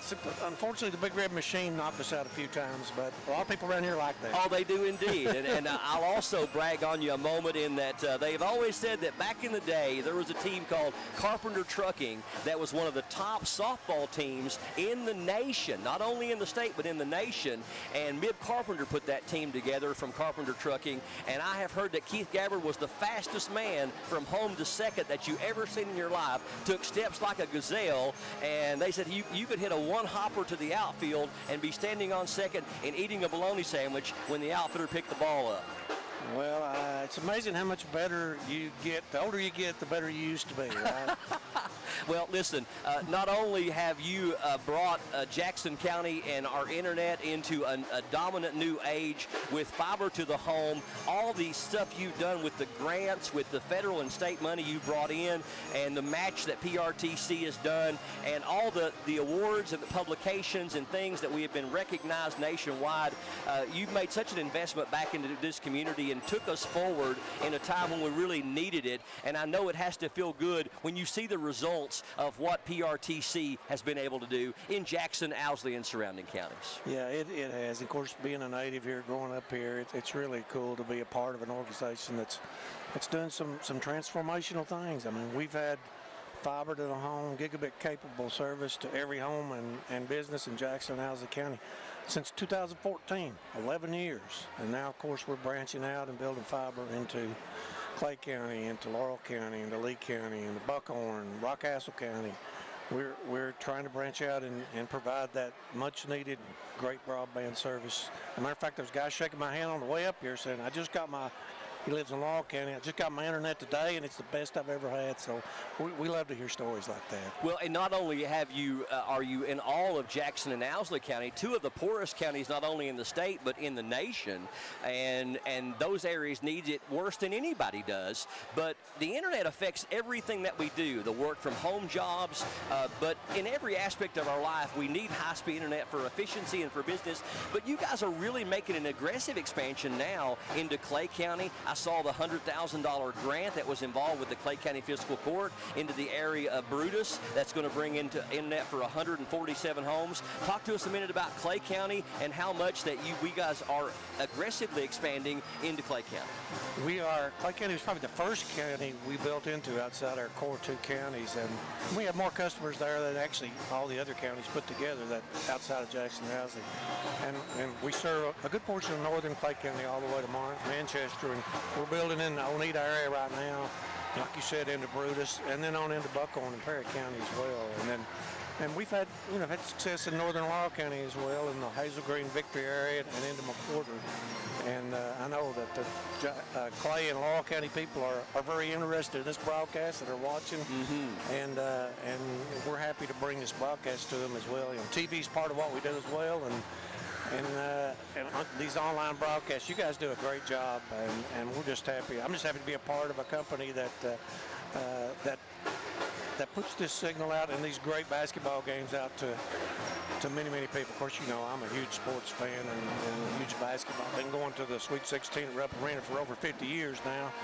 And I love basketball, but I love all sports. We're glad to bring it to our local community and worldwide, for that matter. Well, I knew I was going to interview you, and so I did a little bit of research. I'm a research guy. I spend like 2 hours a game researching. You go back to 76 with PRTC, started answering the phones. In 96, you became the CEO. Now 29 years being the CEO. Give us 60 seconds of what it feels like that it's not just a local company anymore. PRTC, the demand is making you all a regional company. Did you ever think it would get to where it is? When I was first started answering the phone in 76, I was just thinking, hoping we could get everybody a single party telephone line, because everybody was complaining about everybody on their telephone line. But to believe that we'd be, heck, we didn't even know what the internet was back then. But I mean, we knew that this fiber to the home was important, but I don't think anybody knew how transformational that would be for our communities. And we know our internet's as good as anybody in the country. Well, we were probably one of the first companies in the state, if not the country, to have county-wide gigabit capable service. And we're really proud of that, and our customer service is great too. If anybody has a problem, we usually take care of it that day. And you know, that's something that differentiates us from the big name companies. I hear all the time how good the customer service is. People getting customer service in the blink of an eye, even on the weekend sometimes. And so what you have built has been wonderful. Thank you for the investment back into your community. You have a heart like I do, in that you want to leave the places better than you found them, and you want to build something special. And this is a part of what you've done. We didn't even get a chance to talk about how PRTC supports all the schools and the youth and everything you guys do, but we'll do it another time. Thank you so much for joining us today. Thank you, Brian, for the opportunity. My dear friend Keith Gabbard, he's put up with me and Mark for 15 years doing these games. We're back in 30 seconds with the second half. It's North and Clay up next on PRTC TV. These days, you have Wi-Fi powered smart devices working throughout your home. And you want to keep all those gadgets running at peak performance. It's easy to do when you have PRTC fast, reliable download speeds and enhanced Wi-Fi management. Give your home's data-hungry devices all the bandwidth they need to enhance your family's life. Contact PRTC to sign up for or upgrade your internet today. What a pleasure it was to be joined by Keith Gabbard here at halftime, the CEO of PRTC, a man that I just greatly respect, both in a business aspect and a personal aspect, and he has just done so much with PRTC in his 29 years as CEO, and he is a big part of why we can do what we can do, and we have done it for the last 15 years in bringing you these games here on PRTC TV. Well, it was an exciting first 16 minutes. We can't wait for the second 16 minutes. We're underway here in the second half. Desarn with the floater, won't fall. Wagers with the rebound, back up, no good. The rebound to Clay County, on the floor, loose, picked up by Roark. Roark loses his footing, gets it to Grubb. Grubb on the baseline, can't get it to go, and Noble with the rebound. Jones said he got hit in the head. Here comes Elza the other way for the Jaguars. Wide open is Jervis. Cole Jervis with his second three of the game. He's got 12, and North Laurel lead is out to 6 at 36-30. The official stopping something, did not like something one of the players said to the other one, and just kind of clearing the air, so to speak. PRTC TV, it is the boys' 49th District Championship game from a capacity crowd at Jackson County High School. Roark had a couple of big steals there in the first half and got a couple of buckets out of it. Grubb down low, can't get it to go. Good defense down low by the Jaguars, and here comes Elza. Jervis left wide open again. That one won't go though. Fight for the rebound, and Grubb tears it out of there for the Tigers. Roark penetrates down low, puts the shot up and in, and the foul. Jared Roark climbs into double figures, becomes the first Tiger to do so. And Elza has picked up his second personal and the team's first. So far, Kendria, it's been like a prize fight. One team gets a punch and the other one just comes right back with a punch. Yeah, you're exactly right. Roark's free throw is no good. 36-32. Full court pressure by Clay County. Jervis able to beat it pretty easily into offensive court. Jervis has 12. Davidson leads them with 17. Those were all in the first half. Bad pass. Davidson recovers. Jervis penetrates in the corner to Rawlings for a three. Jordan Rawlings nails his second three of the game. He's got 8.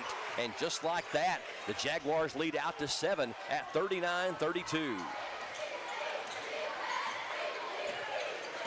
Roark has it knocked away by Elza for North Laurel out of bounds. Trying to isolate just a guard post type of offense there was Clay County. You saw him send his arm to the corner just trying to get that one-on-one or two-on-two matchup. Long pass out top to Jackson. Jackson, spin move in the paint. Short jumper is rolling off. Davidson with the rebound. Elza, jump pass up to Jervis. Davidson left open for a three, and it's good. Reese Davidson nails the second three-pointer of his night. He's got 20. That is a 9-2 run by North. They're up by 10. 5:47 left in the third. Timeout on the floor on PRTC TV. At Praxel, we're laying the groundwork for the future, one fiber line at a time. From rural towns to bustling cities, we're building the networks that keep America connected. Whether it's new installations, upgrades, or repairs, our teams deliver reliable, high-speed solutions that power businesses, homes, and entire communities. Faster, stronger, connected. That's the Praxel way.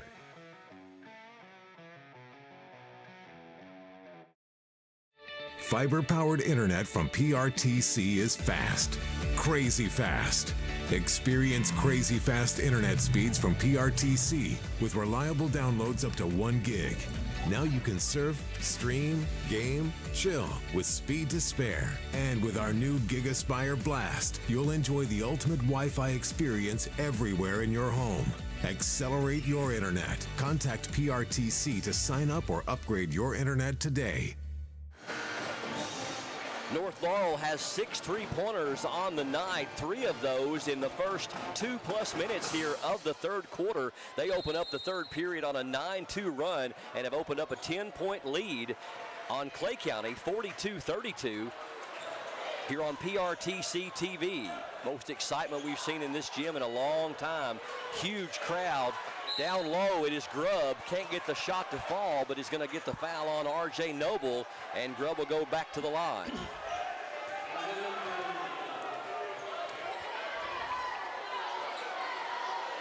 That'll be the second team foul on North, and I think that's the second on Noble.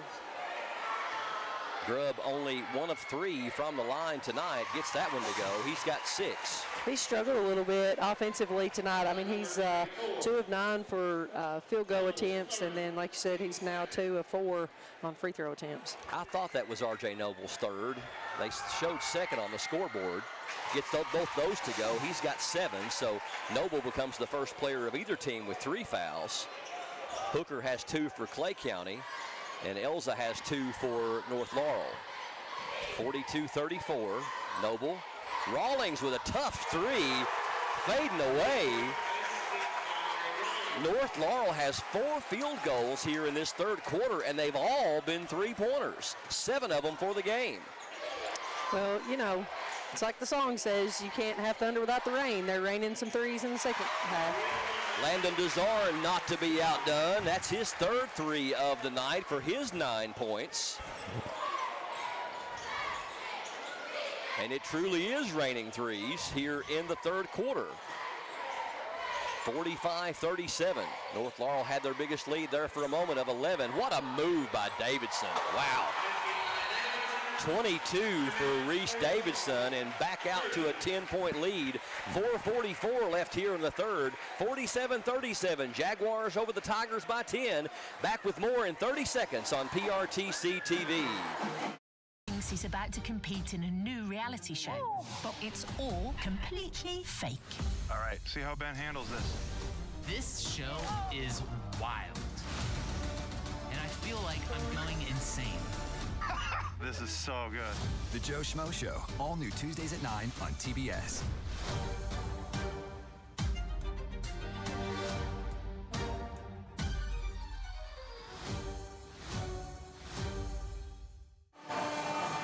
4:44 left here in the third quarter. North Laurel with a 10-point lead over Clay County, 47-37. From Jackson County High School, we are PRTC TV, streaming live worldwide on this Thursday, February 27th, on our PRTC TV Facebook page and our PRTC TV YouTube channel. Jackson for a three. That one's short. Grubb kept it alive for a moment, but Cunningham ends up with it. He checks in during the timeout, and he has the rebound for North. Elza moves left, hands off to Davidson. Davidson has 22, already above his average here midway through the third quarter.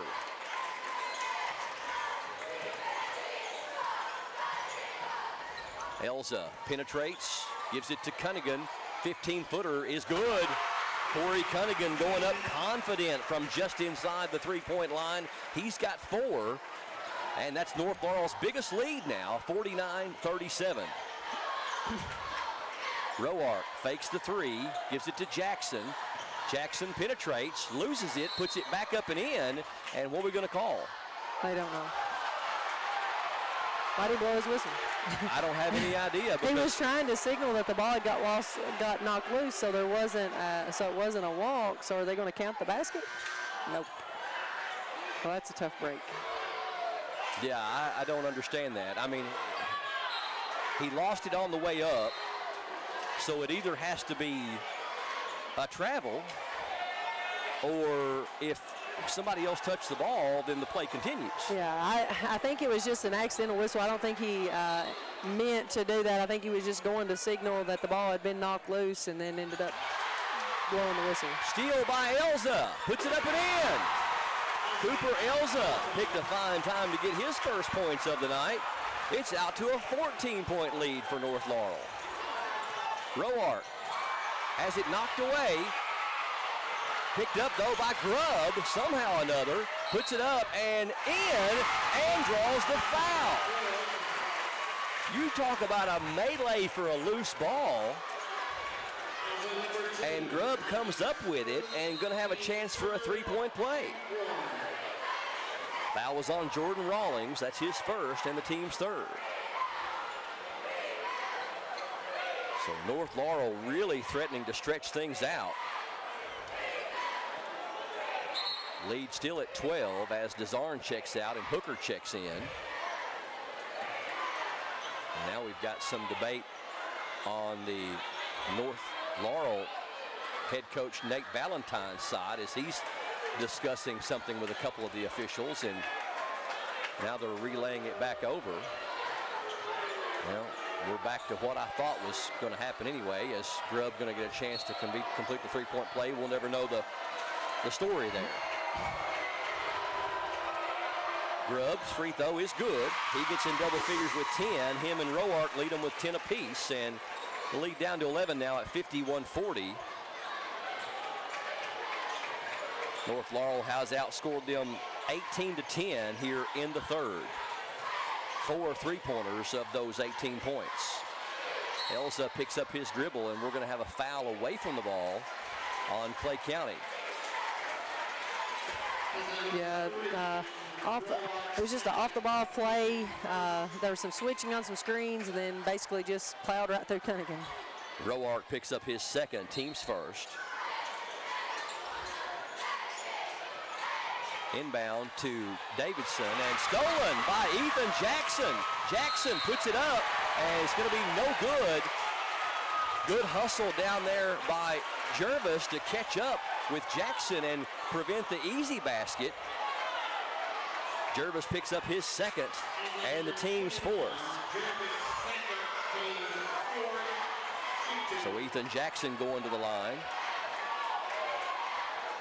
He's averaging 10.3 points per game. Free throw is good. Jackson shoots 63%. One of 3 seniors in the starting lineup, along with Roark and DeZarn.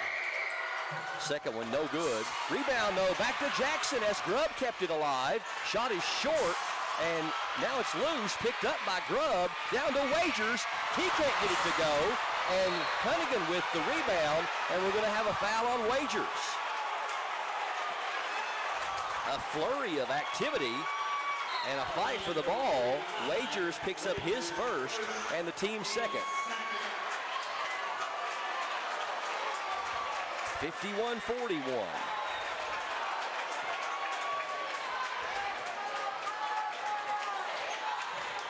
We're under 3 to go here in the third. Clay County trying to win their second district title in a row. Jervis fakes the three. Elza will take the three. That one's no good. Jared Roark up high for the rebound for Clay County. Roark over to Hooker, now down to Wagers. Wagers trying to make a move on Davidson. Pass through the hands of Grubb. Hooker gets it. Grubb, 15-footer is good. Aiden Grubb heating up. He's got 7 in the quarter, 12 for the game. And the lead is down to 8 now at 51-43. Grubb just working so hard, both offensively and defensively, trying to just claw their way back into the ballgame. Jervis misses the three. Grubb up high for the rebound. Here comes Roark. Grubb thought about the three. Now he's going to penetrate. Can't get the shot off. Now he wheel up, in and out. Rebound to Wagers. Wagers, pump fake, up and in. A.D. Wagers is in double figures with 10, and here come the Tigers. And what we got? We're going to have a technical on Davidson for clapping in the face of Wagers. So Davidson gets teed up for unsportsmanlike play. And that's going to mean Clay County, with a technical right after a basket like that, won't they get 2 in the ball? Yes. So you're talking about what could be a 6 or 7 point swing. Exactly, and so North Laurel, the initial whistle had blown. I think there was some confusion by Davidson. The initial whistle had blown for a timeout of North Laurel. Yes. And then. But it was going to be North Laurel's ball. Yeah. Because Wagers had just made the basket, right? Oh no, I'm wrong. I thought that there was a timeout called. No, there was a technical on the bench. The coach got whistled for a technical on Clay County, and then after that whistle, Davidson got the technical, and so now a double technical, and then it's back to Jaguars ball. So I think they called a second one on Wagers, so they called a double foul on Wagers and Davidson is what it appears. Yeah. I don't know if there's been necessarily a technical, but we got a full timeout regardless, so we'll take a quick break. It's been a wild third quarter, 91 seconds left in the third, 51-45, North over Clay by 6. You're watching PRTC TV.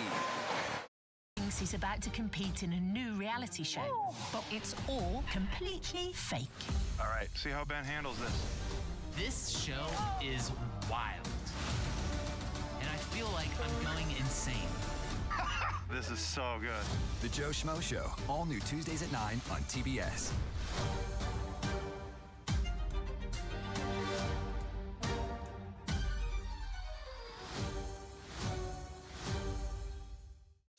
Spring is on its way, and it's the perfect time for a fresh start, including your internet speed.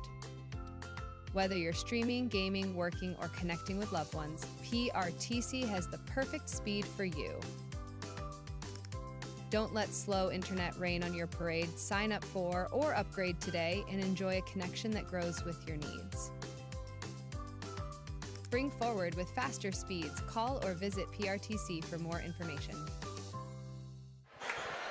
All right, we got some clarification during the break from our camera operators and from our producer, Mark Sulfridge. There was double technicals issued. There was a technical issued on Wagers and a technical issued on Davidson. So Wagers picks up his second and Davidson picks up his first. So they just cancel each other out, and we go back to the way it was before all the hullabaloo, and it's going to be North's ball up by 6. PRTC TV, a very highly emotional game. We've got every coach and every official and random people walking by. The scorers table is very, very popular right now. Well, there's a discrepancy apparently between the books, and so they're just trying to get everything lined out.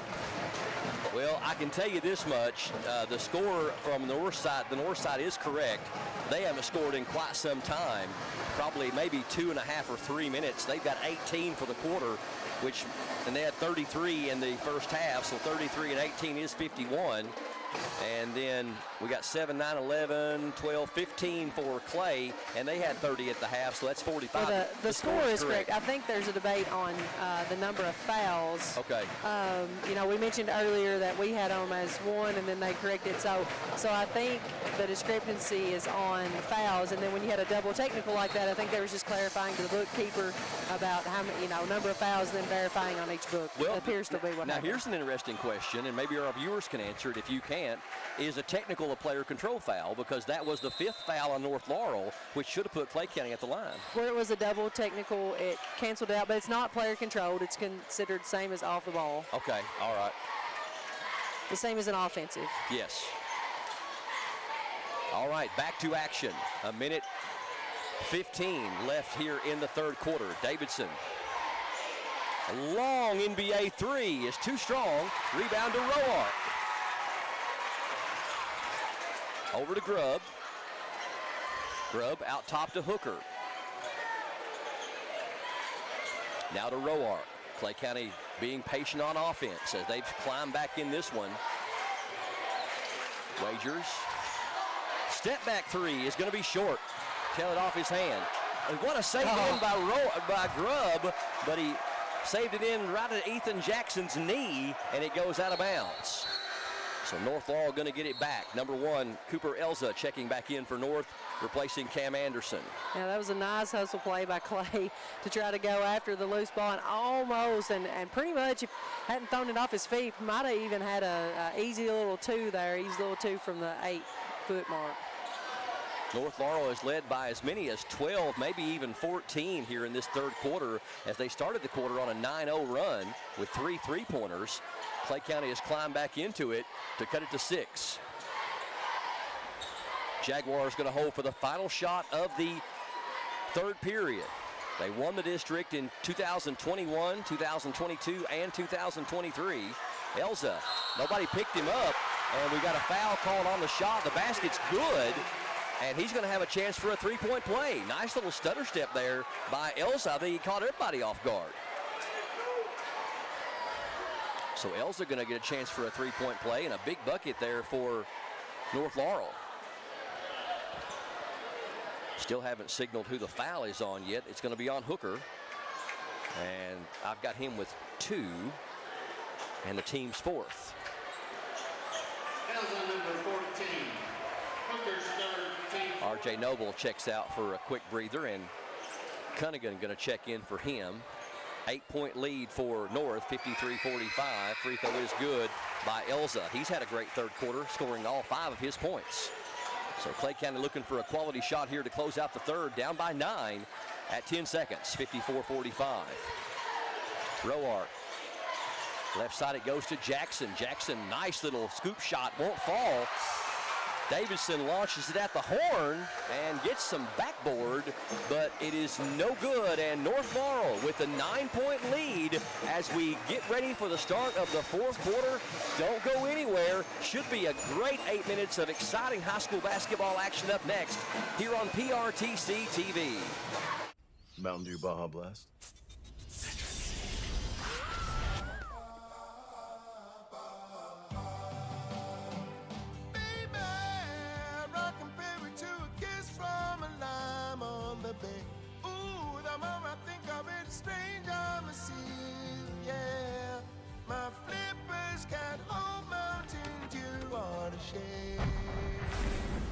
A blast of tropical lime.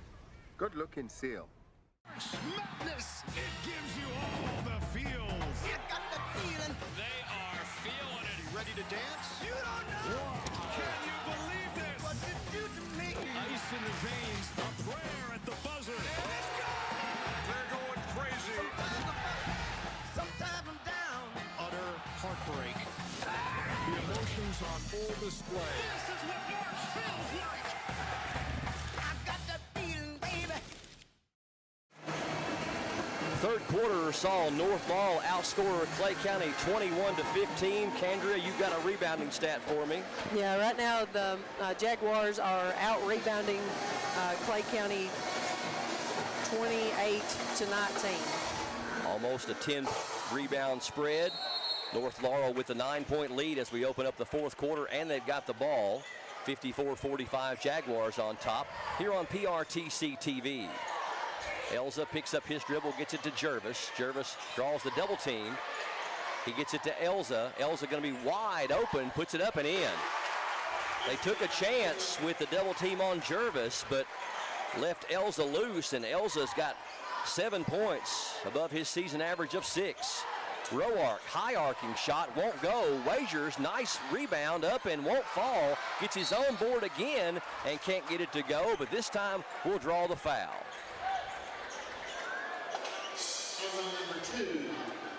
Jordan Rawlings picks up his second and the team's first. So Clay County finds themselves behind the 8 ball with 7.5 minutes left, down by 11, and Wagers with his first trip to the line. That one's good. Wagers only shoots 51% from the line, averages almost 12 points and 7 rebounds per game. He's got right on his season average right now of 11. The junior, number 35, gets them both. Give him 12. Ties him for the team lead with Aiden Grubb, who also has 12, which is right on his season average. Elza gets cut off. Back out to Cole Jervis. Jackson's on him. Man-to-man by Clay County. Jervis back out top to Davidson for a 3, and it won't go. They get their offensive rebound, though. Elza does. Rawlings wants a 3. That one won't go, and the rebound to Roark. So North Laurel with 2 shots at it. Couldn't get anyone to fall. Clay County with a chance to pull closer. Grubb from 15. That one's no good. Rebound to Corey Cunningham for the Jaguars. Still a lot of time left. North with a 9-point lead and the ball.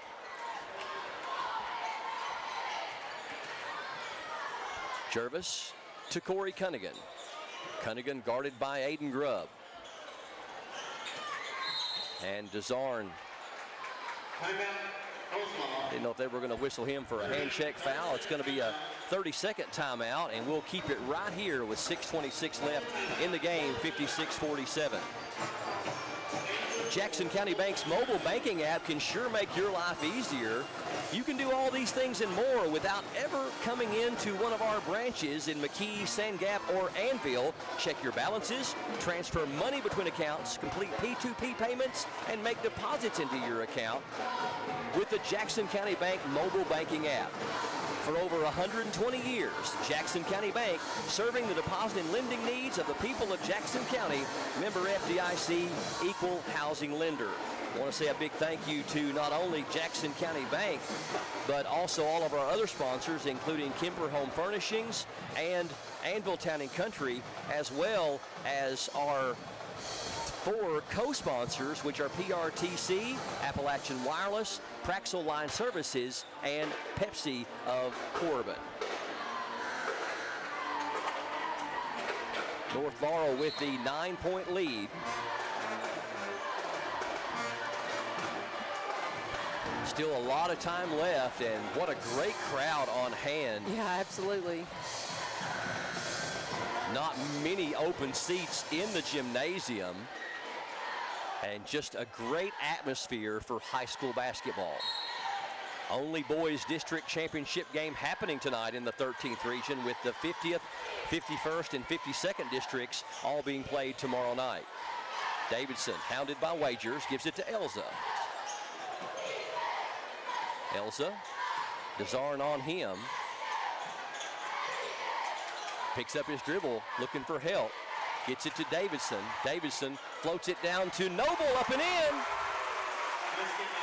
First points of the night for R.J. Noble, and a great feed from Reese Davidson. 58-47. Grubb on the drive, puts it up and won't fall, and they're going to call a charge on Grubb. Noble with the good defense. risking his fourth foul. Aiden Grubb picks up his first and the team's first. Grubb a little out of control there, and Noble with the nice setup. We've got some perspiration on the floor. We need one of those like little guys, little ball boys out, like in college. Like in college and NBA. Have him run out with there. the little the big round scrubber ends. Absolutely. Just kidding. And that way play doesn't have to stop, and he can clean it up, you know, while. Yeah. I may sign up for that job next year. Well, you do that. I'll stick to staying up here with Mark. Elza into front court. That's dangerous territory down there. Noble with the bucket and the foul, and again, the nice little dime from Reese Davidson down to Noble, so he's got back-to-back buckets. And Aiden Grubb picks up his second. Davidson's done an excellent job the last couple plays. He's actually had his man beat in a shot, you know, at the basket, but he sees Noble underneath the basket and good recognition. Go ahead and give it up for the easy layup. 5 straight points for R.J. Noble. 61-47, North by 14. That matches their biggest lead. Here's a three by DeZarn, and had to alter it in midair, and the rebound to Davidson. He may be approaching a double-double. He's already got 22 points. Hasn't scored since midway through the third quarter. Feed down low. Davidson has it knocked away. Good defense by Wagers, and going to lose that out of bounds. So Wagers' defense causes the turnover.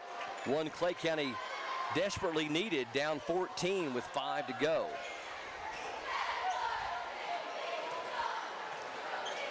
Clay County only with 2 free throws in the first 3 minutes. No field goals. Here's a three. It is good by Ethan Jackson. Clay County to have a chance to come back in this game. They're going to need more plays by Jackson and DeZarn that look just like that. Shot is up and in by Elza. Elza coming to life here in this second half. He's got all 9 points, all of his 9 points in the second half.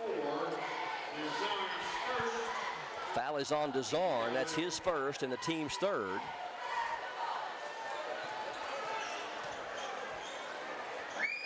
Free throw is good. Cooper Elza with 10 points. Makes 4 players in double figures for North Laurel. 12 for Jervis, 11 for Rawlings, 10 for Elza, and they're led by Davidson with 22. Down to Jackson. Jackson over to DeZarn. 3 in the air is good. Landon DeZarn with his 4th 3 of the game for his 12 points. And we got a timeout on the floor, a full timeout, 4:24 left, 64-53, North by 11 on PRTC TV. Anvil Town and Country Shell is a locally owned family business that's been serving you for over 30 years. More than just a gas station, Town and Country is ranked #1 in the state and 3rd nationally in Hunt Brothers pizza sales. We offer 4 aisles of groceries, fresh produce, as well as a full fresh meat department. Expect the best fuel prices, a clean store with a huge selection, competitive prices, and great customer service when you visit the little store with a whole lot more. Anvil Town and Country Shell. There's so many great things about life in gig country, and PRTC is proud to be one more. A local internet provider with all the speed and reliability your family needs, backed by hometown service and support. Whether you need to just check email or power multiple Wi-Fi devices all over your home, we've got the right package for you. Stop by one of our friendly offices, give us a call, or visit us online to learn more. PRTC, your local internet connection. Welcome back to Jackson County High School here on PRTC TV. We appreciate you for joining us, as this is the 59th time these two teams have met, dating back to when online stats became available in 1998.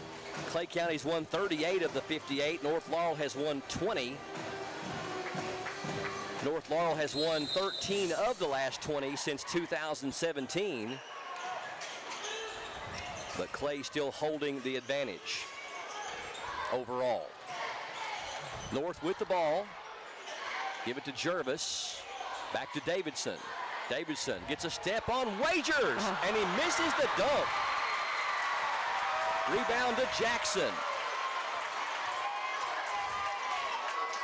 Jackson to Roark. Roark passes down low for Wagers. Wagers, spin move, left-handed shot. Might have been partially blocked by Davidson. Jackson gets it back, puts it up, won't go, and the rebound to North. Reese Davidson walks it up, and what we got? We got a warning issued to the bench, maybe? I think you're right.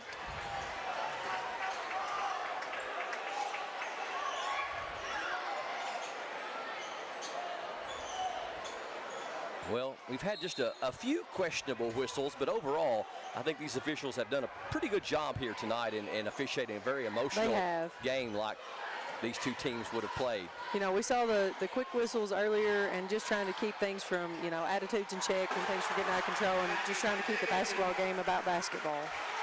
Davidson with the nice move. He's got 24. That's game high for both teams. Nice move down there by Roark.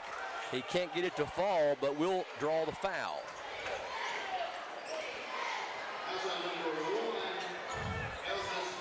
Cooper Elza picks up his third and the team's second.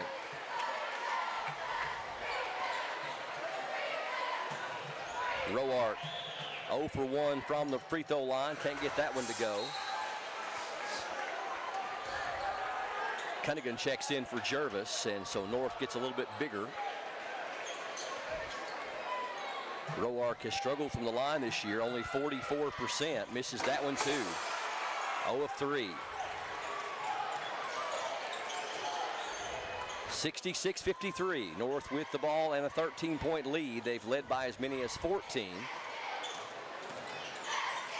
And time is on their side here. Knocked away briefly by Roark. Ball's fed down to Cunningham. Wagers playing some tight defense on him. And now out to Davidson. Davidson can really handle the basketball for a post player, and he's going to be fouled. That's the second time this district tournament that Davidson's run head-on collision with the camera down there. Yeah, we talked about getting some hazard pay for Justin Lakes. He's really hung tough down there. They try to take out Bob Roberts the other night. TJ Isaac's the only man that's safe. Yep. Jervis checking back in for Cunningham. Third foul on Wagers, and that's the fourth team foul on Clay County. North Laurel threatening to salt this one away. Tough shot by Elza, won't go. That would have been really big for North. Leaves the door open for Clay County. Jackson trying to take Rawlings. Pump fake up, no good. Might have been blocked. I believe it was. Davidson. Yep. Grubb, scoop shot up, won't fall, but he's going to draw the foul. And that's going to be the second on Davidson, I believe. Team's third. And Grubb going back to the free throw line. He is 4 of 6 from there tonight. Hasn't scored here in this fourth quarter. They've done a really good job on him defensively because Grubb can score a lot in a hurry. One thing about Clay County is they've only had scoring from their starting 5. No points off the bench tonight for the Tigers. First free throw is no good. Shot it on the way down. Cunningham back in to give Elza a break. Elza's had a great second half. He's got all 10 of his points in the second half. Only averages 6. Grubb gets the second one to go. He's got 13 to lead Clay. And we got a timeout called by Coach Valentine. 66-54, 2:22 left. We're back with more up next. This is PRTC TV. What makes Appalachian Wireless different isn't just our reliable service or great deals, it's our people. Whether it's helping you find the perfect plan, the latest device, or just answering your questions, we're here for you every step of the way. Our amazing customer service and sales teams are right here in your community, making serving you personal. At Appalachian Wireless, you're not just a customer, because we know you. We are you. We are Appalachian Wireless. The 2025 49th District Basketball Tournament from Jackson County High School here on PRTC TV is presented in part by Pepsi of Corbin, Praxel Line Services, Appalachian Wireless, and PRTC. Inbound to R.J. Noble as the pass was all the way into front court from the out of bounds, which is unusual. You don't see that very much. Davidson dribbling on Wagers. Clay kind of needing everything to go right for the final 2 minutes to climb out of this 12-point hole. As North Laurel appears to be on the way to winning their 6th district title in 7 years. Feed to Davidson for the slam. 26 for Reese Davidson. 68-54, desperation time for the Tigers. Jackson for a three. That one's no good. Wagers had the rebound for a moment, but Elza there to get it from him. Clay County going to have to start fouling to stop the clock as they're down 14.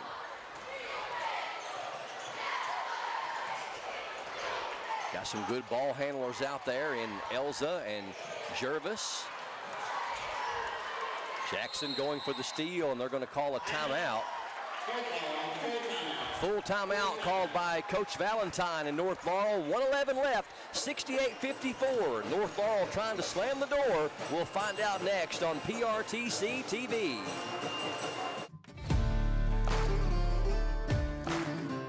Praxel isn't just about building infrastructure, we're about building community. This is our home, and we take pride in supporting the people and businesses around us. Whether it's powering neighborhoods, lending a hand in times of need, or creating jobs right here where we live, we're not just present, we're invested. Because at Praxel, community comes first.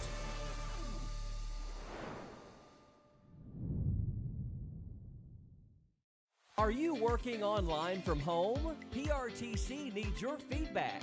Take a quick online survey and let us know how we can enhance your work from home experience. Your input will help us prioritize service improvements, including better outage notifications. Plus, when you complete the survey, you'll be entered for a chance to win 3 months of free PRTC internet. Scan the QR code now to get started. Thank you for helping us serve you better, right where you work, at home. North Laurel trying to slam the door shut on Clay County. They've outscored them 14-9 here in this fourth quarter. 14-point lead. North Laurel with the ball up by 14. Just over a minute left here on PRTC TV. Jervis dribbling through traffic, puts it up and in. Jervis has got 14. Double figures for Davidson, Rawlings, Jervis, Elza. Grubb penetrates, puts it up and in. 15 for Grubb to lead Clay. 70-56. Clay County not electing to foul, which is interesting. Thought they would have a little earlier in the game, but it's going to be away from the ball foul called on Grubb. It's going to be his third and the team's fifth, so that'll put Davidson to the line to shoot two. Now here's an interesting stat. As much as Davidson has mixed it up with a couple of slams, and he has a total of 26 points, but has not been to the free throw line yet. Well, you know, on this one, he's just trying to be well-rounded in all things offense. There you go. Well, I said it before the broadcast began. As Reese Davidson goes, so does North Laurel, and he certainly has shown up big tonight with 27 points, 17 of those in the first half. Gets them both to go. 28 for Davidson to lead all scorers. 72-56, all academic now. North Laurel's going to claim their 6th district championship in the last 8 years. And Grubb going to be fouled by Davidson. He'll go to the line.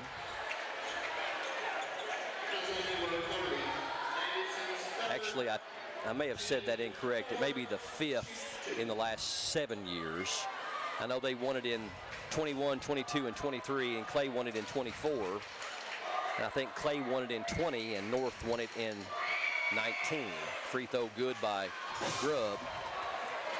Clay County won 14 in a row from 2004 to 2017, so it must have been North in 18 and Clay in 19 and 20.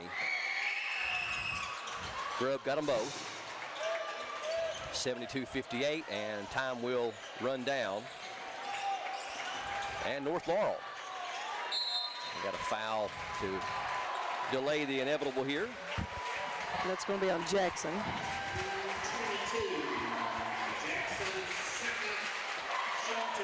And Elza going to have a chance to add to his point total. He's had 10 points all here in the second half. He'll get 2 here. First one is rolling off. And Coach Valentine giving his players a chance to get a big hand as they come off the floor, bringing in a whole new 5, and Elza will come off 2 if he can make this free throw. Yeah, North won it in 18 and 19. Clay won it in 20. Second one is good by Elza, and a good hand for him as well as he steps out and Evan Zarate checks him in, or replaces him. Also got Braden Hampton in there. Corey Cunningham checked in, and so did Caden Allen. Here's a 3 by Roark, and that will take care of it. So, the final score, North Laurel reclaims the 49th District Boys Championship as they defeat Clay County 73-61. We'll come back with our PRTC TV Player of the Game and also check our final stats, both team and individual, and maybe get a glimpse of some cutting down of the nets too. Stay tuned, it's coming up next. From Jackson County High School, we are PRTC TV. Introducing the Tide and Timber Collection from Vaughn Bassett and Kemper Home Furnishings. With its impeccable upscale design, featuring the best looks in coastal and mountains. Just choose your finish, choose your bed, and choose your fabric. Over 200 different possibilities. And your new Tide and Timber bedroom will be in your home in no time. And it's all made right here in the USA, so you get the custom experience without the wait. The new Tide and Timber Collection from Vaughn Bassett. Available only at Kemper Home Furnishings. Video gaming is a great way for families to have fun together. And PRTC's reliable internet and Wi-Fi is a game changer. Super fast download and upload speeds up to 1 gig. And GigaSpire whole home Wi-Fi power today's most exciting games on consoles, handhelds, even VR headsets with no lag or buffering. Contact PRTC and level up to game-changing internet and whole home Wi-Fi today. Journey fans in McKee, Kentucky. The concert event you don't want to miss. Resurrection. The nation's premier Journey tribute band live August 29th at the Jackson County Fair. Part of their 2025 Majestic Tour. Feel the energy. Journey the way you remember it. All the Journey hits you know and love. Don't miss out.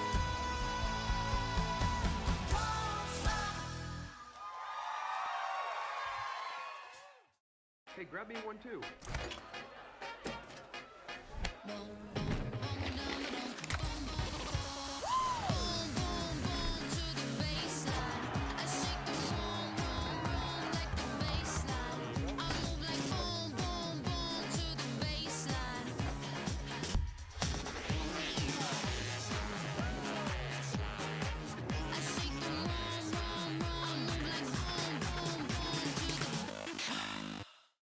I'm all in. Elite chefs bet their own money in a high-stakes game of culinary poker. You will create dishes based on the cards that you're dealt. Cannot taste your food. Are you serious? Cook without a knife. Big stakes, wild twists, and epic kitchen throwdowns. All new Wild Card Kitchen, Tuesday night at 9 on Food Network.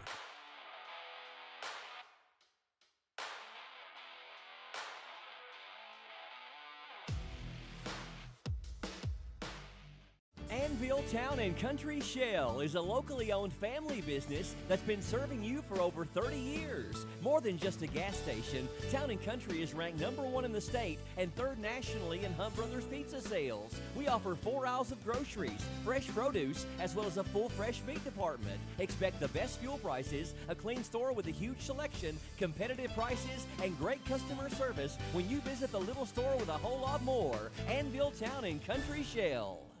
Exciting things are happening at Appalachian Wireless. From amazing deals on the latest smartphones to unbeatable promotions that save you money.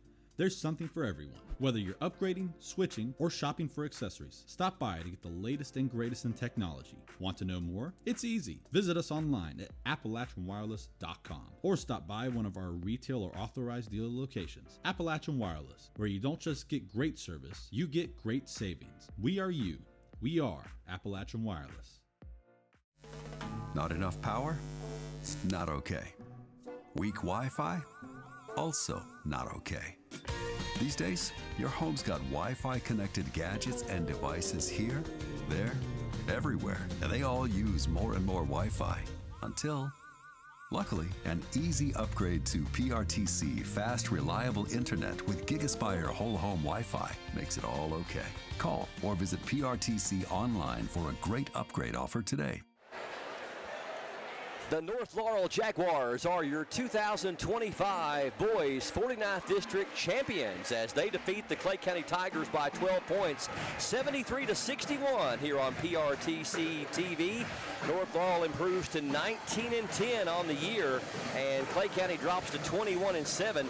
North Laurel will go on to represent the 49th District as champions next week in the 13th region. They'll get the runner-up of either the 50th, 51st, or 52nd District, while Clay County will represent the 49th as runners-up, and they will take on the winner of the 50th, 51st, or 52nd District.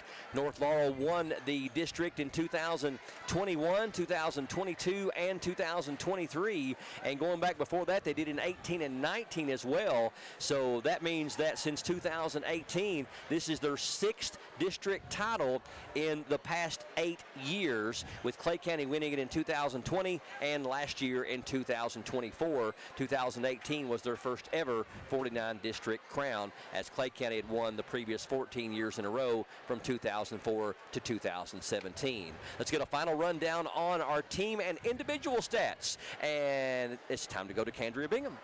All right, first up for the Clay County Tigers, scoring 61 points tonight as a team. Field goal percentage, they were 21 of 52 for 40%. Free throws, 10 of 17 for 59%. 10 team assists and 26 team rebounds with 3 steals and 3 team turnovers. Individually, Aiden Wagers had 12 points. Jaden Grubb had 17 points. Ethan Jackson had 7 points. Jared Roark had 13 points.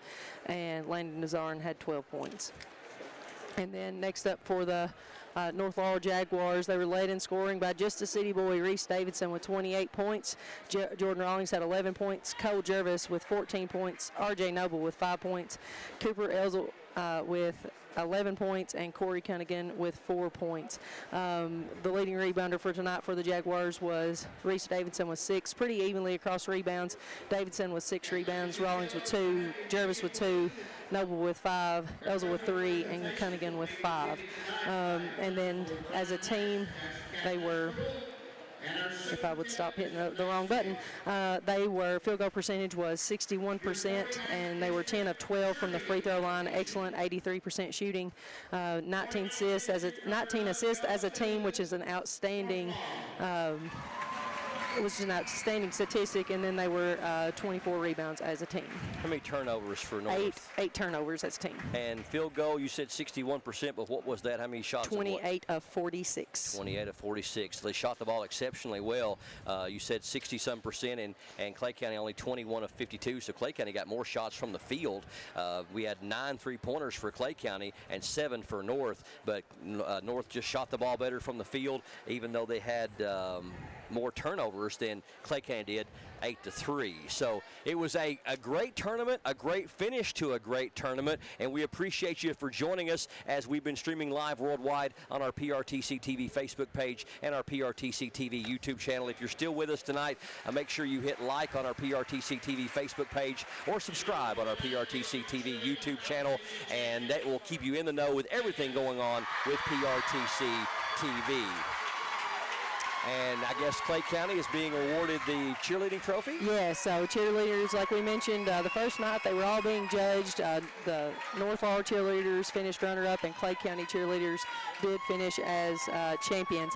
And these girls, I don't know how much you follow cheerleading, Brian, but they're an outstanding group. They won the KPOS state championship back in the fall. They went to Disney World, and they placed top 6 in the nation. Wow. Well, I had a chance to interview Bobby Keith's daughter and granddaughter, and his daughter Stephanie has been involved with the cheerleaders so much and still helps them. But Bobby Keith's granddaughter is one of their coaches, or maybe their main coach, and they've done a great job with them. We see Superintendent Renee Smith out there with Principal Brian Harris presenting all the awards, and congratulations to both the Clay County High School cheerleaders and the North Laurel Jaguar cheerleaders as they have placed number 1 and number 2 respectively here in this tournament.